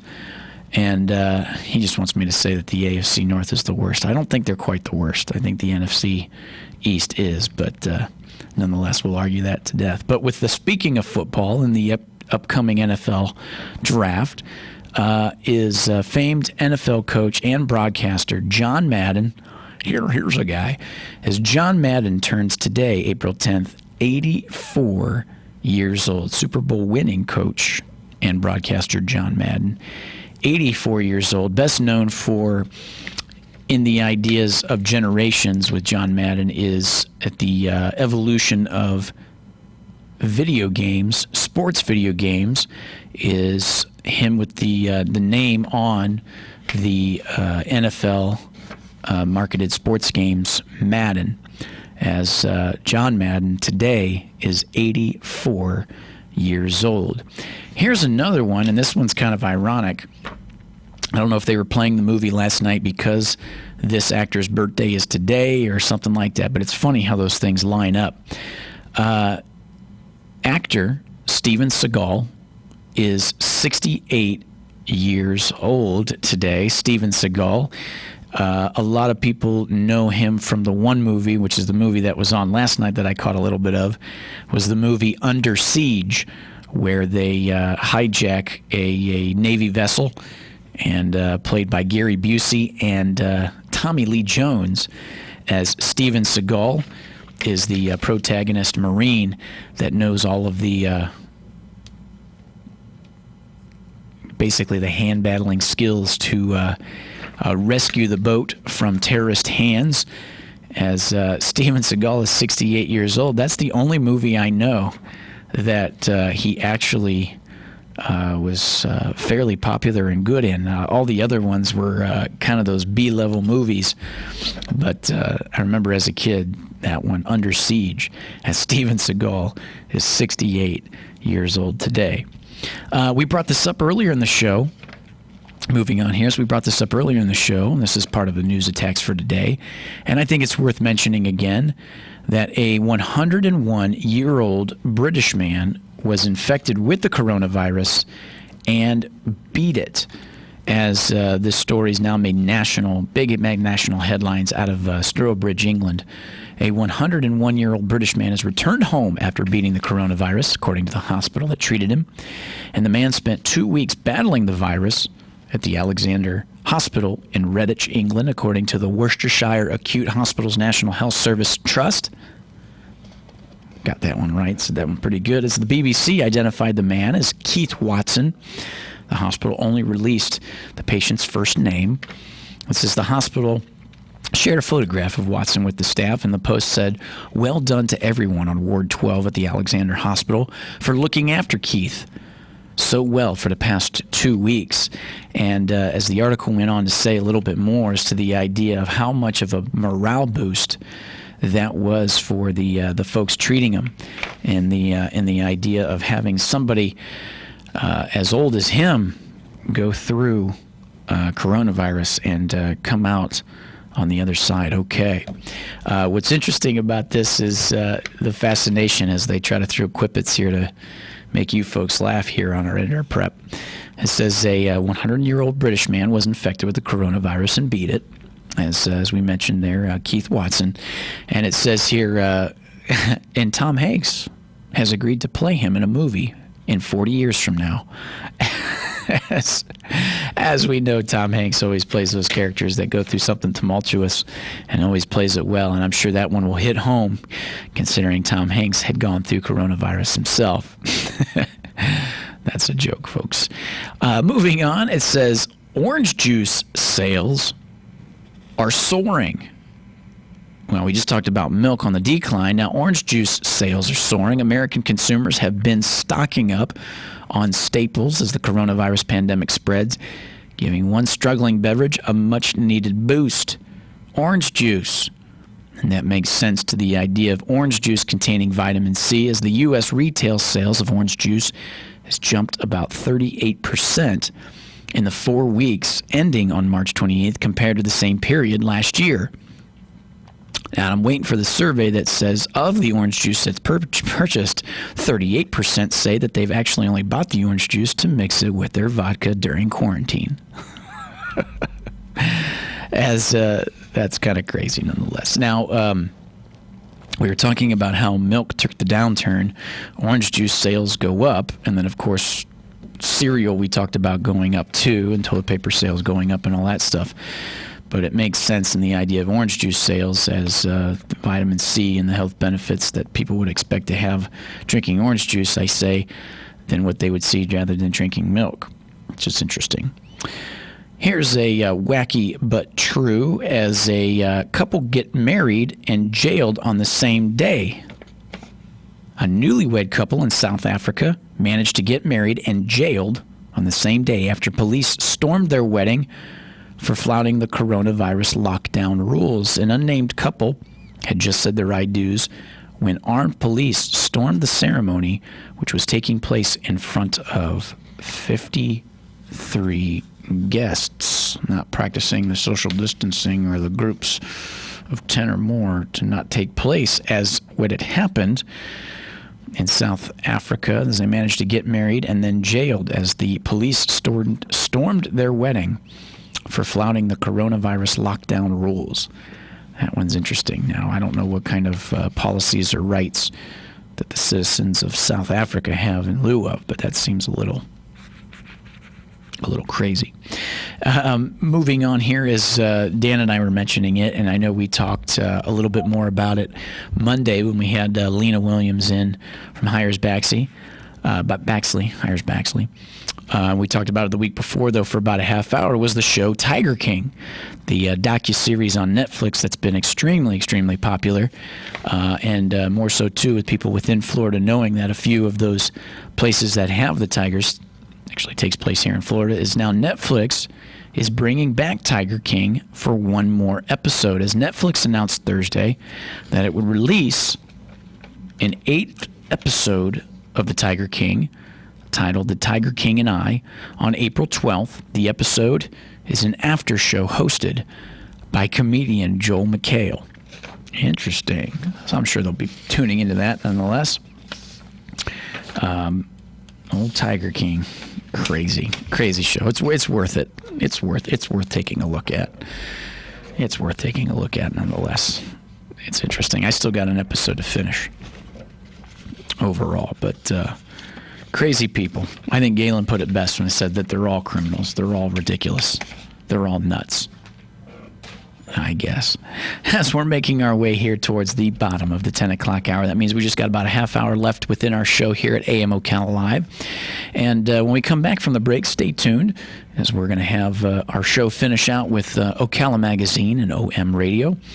And we're going to have Benjamin in. I saw him in the studio here. He just come in.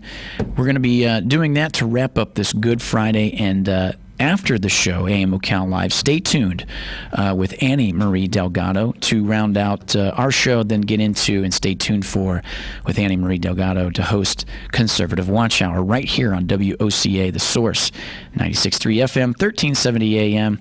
We'll be right back right after this, WOCA Ocala.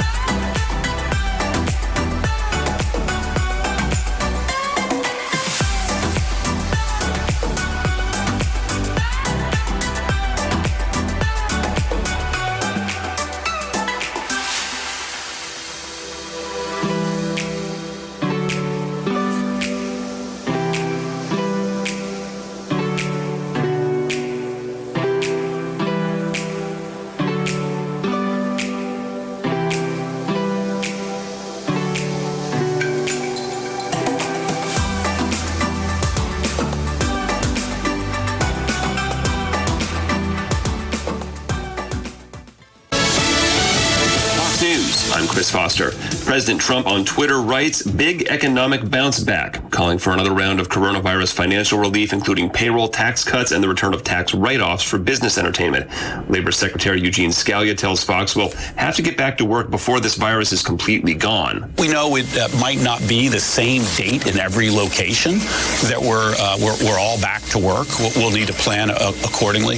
But we also know that we can't wait too long. Yemen reports its first case of coronavirus. An outbreak there would overwhelm a healthcare system already crippled by civil war. President Trump and Joe Biden are tied in a new Fox poll. The president may be getting bolstered by the TV exposure from his daily White House coronavirus briefings, while Biden's been forced to stay home and unable to hold in-person events because of the COVID-19 outbreak. Fox's Jill Nato.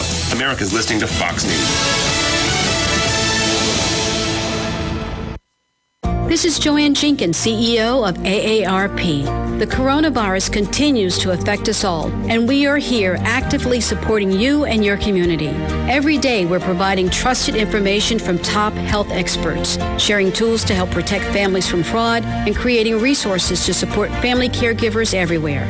As always, you can count on AARP to advocate for you and your family. Join us and stay connected at aarp.org/coronavirus. So are you the type of guy that wants to look put together, but doesn't want to spend hours shopping? I hear you. This is why there's Stitch Fix, your personal styling service that delivers hand-picked clothes right to you. Stitch Fix is simple and convenient. Sign up in just a few minutes. Try new styles in the comfort of your own home, and there's no subscription required ever. So, isn't it time to refresh your look? Get started today at StitchFix.com. Stitch Fix, personal styling for everybody.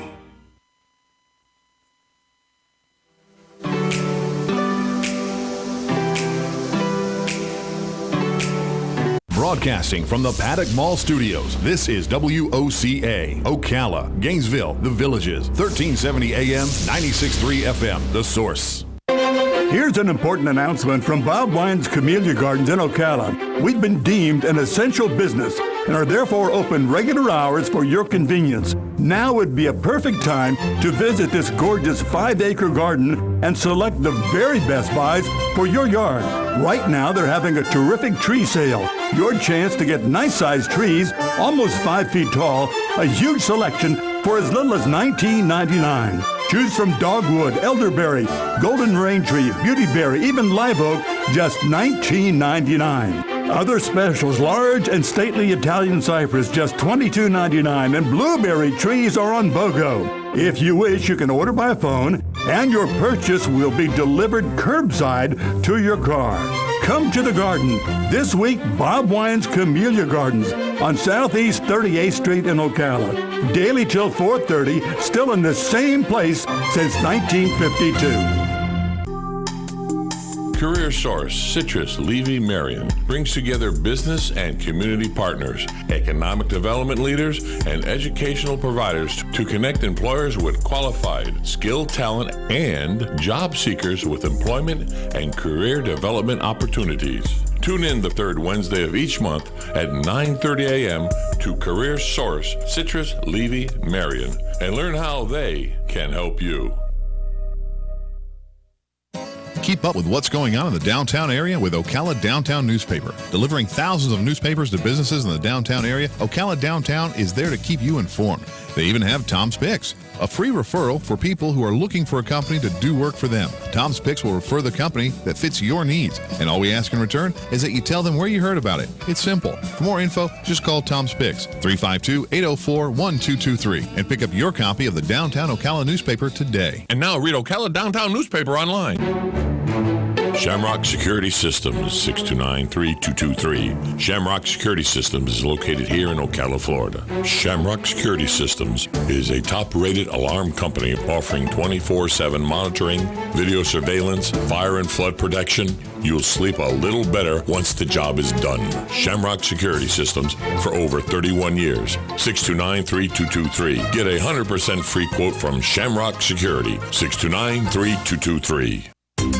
Temperatures right now in the 70s, and we're not going to get much warmer. Today, temperatures will stay a little bit below average for a change, which is nice. Yesterday, we hit 91 in Melbourne, Orlando, Sanford, Daytona Beach. So we also hit some records yesterday. Today, we'll keep the rain chance at 40%, scattered shower activity. We're not expecting severe weather. Temperatures will stay in the 70s. Tonight, we'll drop down to the 40s and 50s, 48 for our friends up in Gainesville, Alachua County, 50 in Ocala. Beautiful weather tomorrow morning if you have plans to get outside, maybe go for a walk in the morning. It's going to be very nice, very cool. Saturday, lots of sunshine. Temperatures right around 80 degrees for the afternoon high. By Sunday, Easter Sunday, we'll start to increase the cloud cover. Heat and humidity will be on the rise, and we'll keep the rain chance on Sunday at about 30%. Each and every day, we will keep a rain chance in the forecast, 40 to 50%, with a good chance for some thunderstorms on Monday.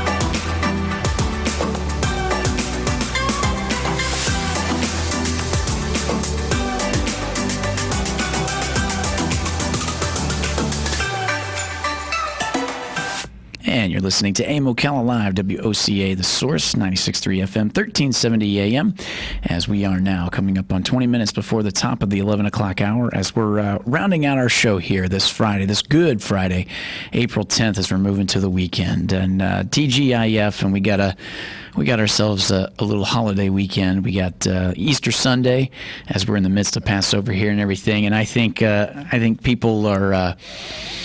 They're ready for a little something to look forward to. Why not? Then maybe a good lamb or ham dinner, or maybe some breakfast with the family. The immediate family has no big social gatherings. But with that, nonetheless, as it is our time here with OM Radio, or Ocala Magazine. And with that, we've got on the phone Michael Bray, as Benjamin's told me a little bit about you, partner, and we're glad to have you here with us. Good morning. Good morning. I'm glad to be here.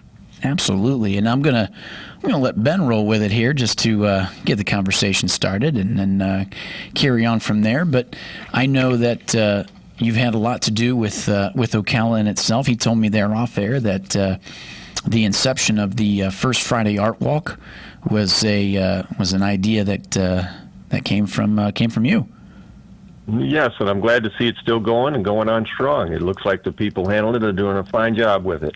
Yeah, and the only disappointing thing is obviously in lieu of everything with COVID-19 and the coronavirus having put that on hold. But I'm sure that's one of the things that a lot of people are looking forward to have when we get through all this. So it's a little something to do, like we said, in historic downtown and get out and about, which I know everybody's about starving for now, going through all this pandemic stuff. Well, I agree with you, and the city was really very receptive to the idea and supported it very well, and I look forward to them supporting it again. Absolutely. I think this will definitely pass. Yes, as a lot of people say the same, and it's just a matter of, like we said, kind of like hurry up and wait. And we're in the meat and potatoes of it now, if you will, but we're going to come through the back end. But one of the things to have you here, as we were also talking off air, Benjamin, is a lot that you have to do with horses, my friend. Yes, I've been in the horse business most of my life. Yeah. And my wife is also an equine artist herself. Nice. And that's what part of this is here, and that's why we have you on today, just to change the topic of conversation. Of course, we got it started with COVID-19, but then let's change the direction of it and talk a little bit about that with the horses and what you guys do. Well, I tell you what, about Mike and his wife Sharon Coote is just an incredible artist. She is probably the most dynamic artist out there today. I mean, the scenes that she's able to capture about thoroughbred racing is just phenomenal. And Mike and obviously has a deep understanding not only of the art world but also of the thoroughbred world. And not to, Mike and I go back a long way, and we've had so many different discussions about the sport. He's taught me a lot about the game, and he's got a deep history because his history spans South Carolina, New England, New York, California, Florida. He's been all over the country, and I'll let Mike take it away from there. Mike, tell us about how you got involved. I know your dad, obviously, Huey Bray was a great horseman in his own right. Yeah, he raised me in the business, and I've been in it all my life. I started breaking yearlings when I was 7 years old at Billy Carroll's farm in South Carolina, St. Matthews, South Carolina. And I rode my first races when I was 9 at the Ellery Trials, when they used to take place in Ellery, South Carolina. I had a football helmet with no face mask. That was my riding helmet. and I've had a lot of fun in the business. I was a jockey in 1968 and owned and trained horses ever since. I know one year was particularly good to you, 1988, and you had a horse by the name of Jimmy's Bronco. Tell us about the experiences and the ride that you had with Jimmy's Bronco. Well, that was, like you say, a great year for us. We did very well with him. The gentleman that owned him asked us to take him over and train him, and we did, and he couldn't run at all on the dirt, so we tried him on the turf, and he ended up being the New England Horse of the Year. Broke the track record, then came back the next week and broke his own track record. And we shipped him to New York and won a couple races with him. And then I just decided to take a shot and try him in the Knickerbocker, Grade 3 Knickerbocker, and he won it. And it was very, very exciting. It was great to be going along with him for the ride.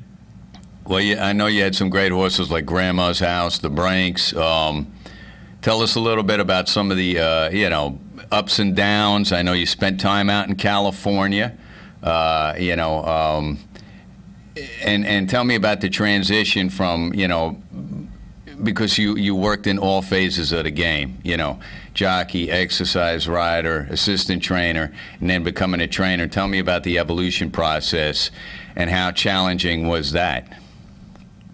Well, it was a great challenge and a great ability to learn from all the different top-notch horsemen of the time. I worked for people like Alan Jerkins, of course, my father, Woody Stevens, Charlie Whittingham. I worked with some really, really fantastic horsemen, and they all taught me a lot. When I decided to train horses, I was lucky enough to be hired by Butch Savin of Aceco Stable from here in Ocala as a private trainer. And Jimmy Kroll would get the pick of the litter, which included Mr. Prospector, Fast Gold, Any Street, Native Admiral, and then I would get the rest, which would always be probably 30, 42-year-olds, and we'd train out of Saratoga. Yeah. And I was with him for 5 years. And he taught me the best the best rules of the business from an owner standpoint. And it was very interesting to work with him. He was a fantastic gentleman. Yeah. What are some of those rules, if you could throw a couple out there that stick to kind of give you the edge? Well, people that are really trying to be successful in the business, and of course it's changed since I was in the business at that time in 1988 and before. However, if a horse can't win for $25,000 in open company in New York, your big owners really don't want that kind of horse. They're looking for quality over quantity. Mm-hmm. And that's starting to pan out a lot more in the business. Quality is starting to showcase more. Yeah. People want to bet on a quality horse on a quality field. They want to see the top horses run, and it's been proven time and again that when the best horses come to a racetrack for a specific race, the fans do come out to see them. Yeah, that's interesting. I want to go back real quick, Michael, and when you mentioned the horse. Was that the Jimmy's Bronco that you said? Jimmy's Bronco won the Grade 3 Knickerbocker, in 1988. And you said in the beginning there that they had an issue where it wasn't running well on dirt, but made the transition to turf. And I wanted to hear a little bit more about that. Was it one of those things where it was they didn't want to give up entirely, but it was also kind of like, well, it's not running on dirt, so this is a lost cause? Or was it just trying to adapt and seeing what would work? Well, I think you adapt, and if a horse really won't do well on one surface, you definitely should try him on a different surface. And Jimmy's Bronco was a perfect example. He couldn't win a non-winners of 2 for $2,500 at Rockingham Park on the dirt. We shifted him over to the grass, and he won race after race. I think he won 7 or 8 in a row. Just ended up being a really nice horse. I like the grass. Mm-hmm. And we thought he would run in the New Hampshire Sweepstakes, which they had going on at that time. Was a very big race. A lot of nice horses shipped in to run in it, but it was on the dirt. So like a fool, I put him in the race thinking he'd run good, and we bet on him, and he was so far last I couldn't believe it. And then we put him right back on the grass, and he won again. So it just showed me right there. You got a good horse on the grass, leave him on the grass. But I believe you ought to try every horse you have on your different surfaces, both dirt and grass. Give them the opportunity. Yeah, awesome. See, that's pretty neat. That's pretty neat stuff there. Yep. I was going to say we're going to take just a short little break, and then we come back. We'll talk just a little bit more there, Michael, and then we'll be rounding out the show. Just to touch on some weather here and everything else for the break, and then we come back. We'll be finishing up AM Ocala Live, WOCA, The Source, 96.3 FM, 1370 AM. We'll be back right after this.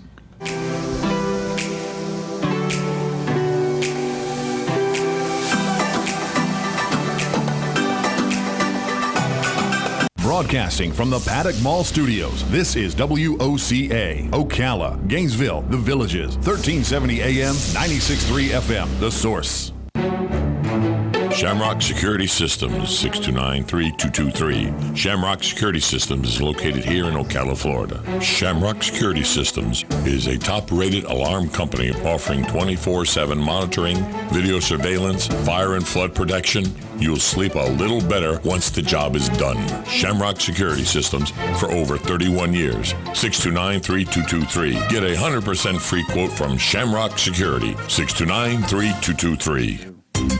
Temperatures right now in the 70s, and we're not going to get much warmer. Today, temperatures will stay a little bit below average for a change, which is nice. Yesterday, we hit 91 in Melbourne, Orlando, Sanford, Daytona Beach. So we also hit some records yesterday. Today, we'll keep the rain chance at 40%, scattered shower activity. We're not expecting severe weather. Temperatures will stay in the 70s. Tonight, we'll drop down to the 40s and 50s, 48 for our friends up in Gainesville, Alachua County, 50 in Ocala. Beautiful weather tomorrow morning if you have plans to get outside, maybe go for a walk in the morning. It's going to be very nice, very cool. Saturday, lots of sunshine. Temperatures right around 80 degrees for the afternoon high. By Sunday, Easter Sunday, we'll start to increase the cloud cover. Heat and humidity will be on the rise, and we'll keep the rain chance on Sunday at about 30%. Each and every day, we will keep a rain chance in the forecast, 40 to 50%, with a good chance for some thunderstorms on Monday. That's it for your weather.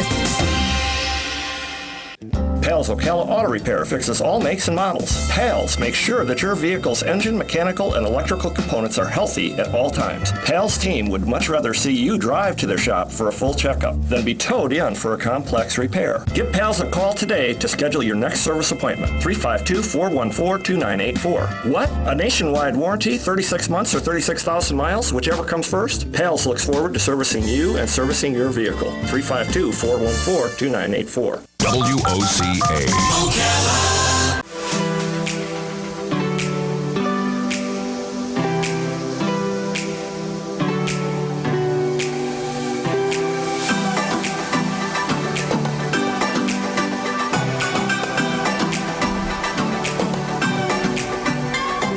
And you're listening to AM Ocala Live, WOCA, The Source, and we're back 96.3 FM, 1370 AM. And as we're doing our segment with Ocala Magazine, as we have Benjamin in here, we have on the phone Michael Bray, as we're continuing to talk to you, man, about some really cool stuff in lieu of the horsing world and the thoroughbred industry and all that good stuff. And Ben had a few things left to touch on here as we round out the 11 o'clock hour, 10 o'clock hour to 11 o'clock.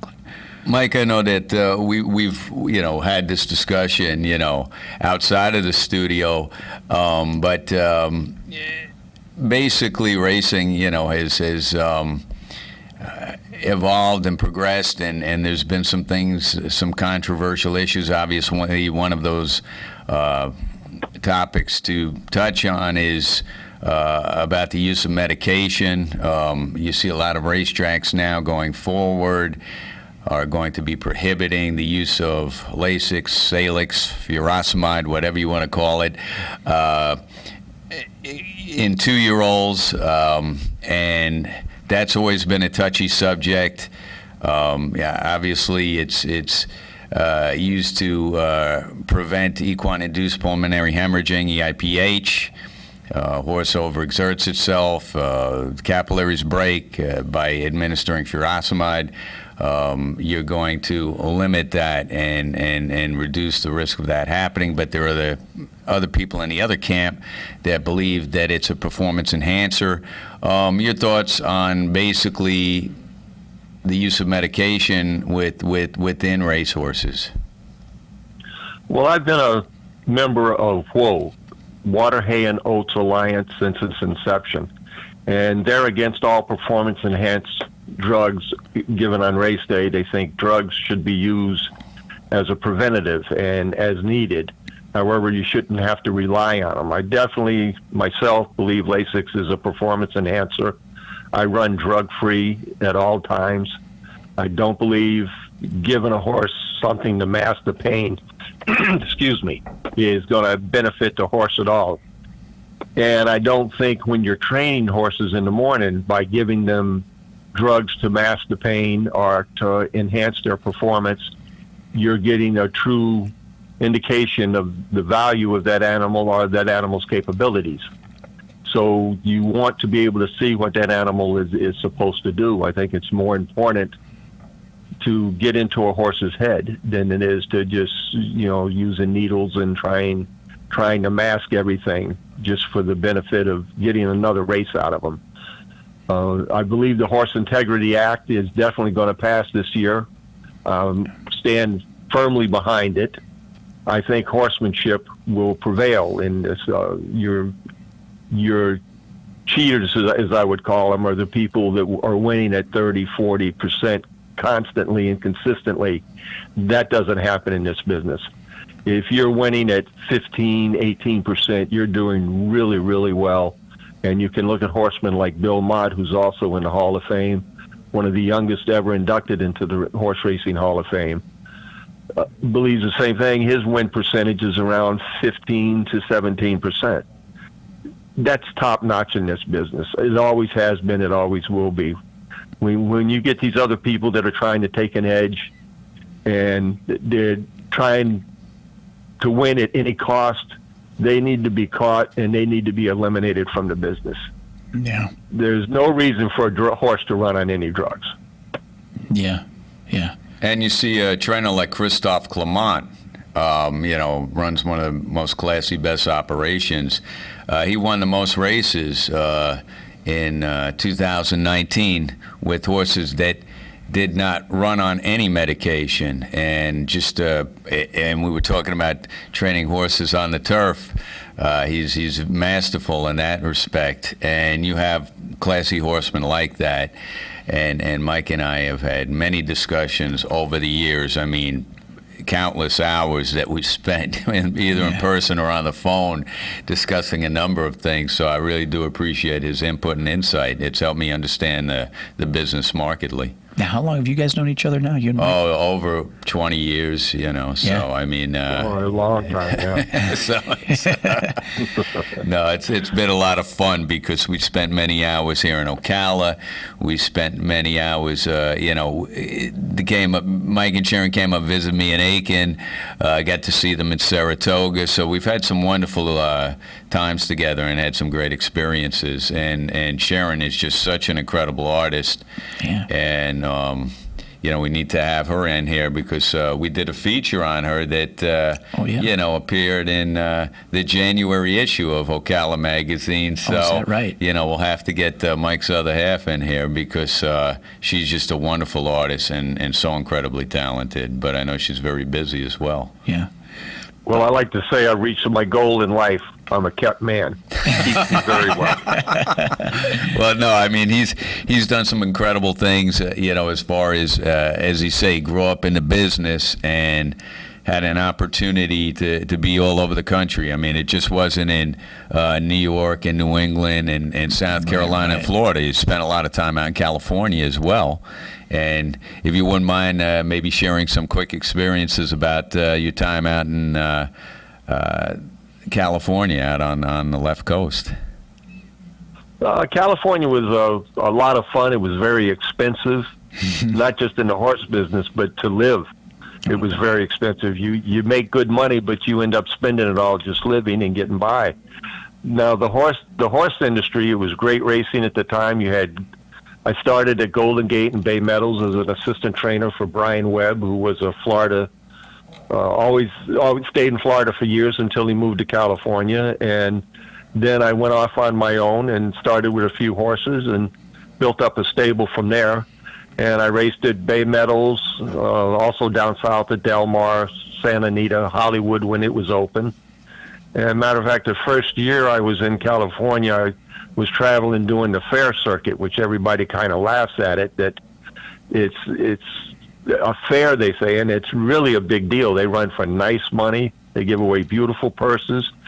And it was the first year that Jerry Hollendorfer had ever been beaten as a trainer at the fair circuit. I beat him. And I was always proud of that. That was fun. Also, I was the lead mule trainer for a little while. They raced mules out there during the fair circuit. And the funny part is a lot of horsemen didn't want to be involved in it. And a friend of mine asked me, hey, do you want to train these mules? I said, yeah, hell yeah, I'll take them. So we excuse my French there, but we took him, and I got a couple other trainers that wanted to saddle him, and we had one of the top mules in the country, and it was fun. They used to take him bear hunting during the winter in Colorado, and then they'd bring him in for the summer fair meet, and they'd run races, and what a hoot it was to watch him. They'd go bucking across the paddock, throwing people, and what a lot of people don't know is a mule won't hurt themselves when they're running. If they feel any pain or something, they just stop. But it was California was a trip. It was a lot of fun. Awesome. Well, Mike, thank you very much for being with us today. I appreciate it. It was nice to meet you over the phone and everything, and maybe down the line we'll have you back on. It sounds like you got some great stories, my man. Well, thank you very much for having me. I appreciate it. You got it, buddy. Excellent. Excellent. You guys have a great weekend, and happy Easter. You too, and be safe. Appreciate it, Adam. And with that, excellent stuff, my man. You give me some, like you said, some colorful characters. Good on them, and excellent. So that takes us now to the top of the 11 o'clock hour. Stay tuned for the Conservative Watch Hour, hosted by Annie Marie Delgado, as we're now towards the end of our show here, just the last couple of minutes, and I want to say one more thing is a happy Easter to everybody. Take a moment this weekend for some reflection and enjoy the fact of the time spent with a family and the idea to enjoy and celebrate something to keep that positive outlook as we make our way through the pandemic here. And we'll be back with you on Monday and for AM Ocala Live. Until then, as I always say, and it's been a pleasure too with everything going through with this, you guys, and the listeners out there and the callers today too as well. But with that, until Monday, goodbye.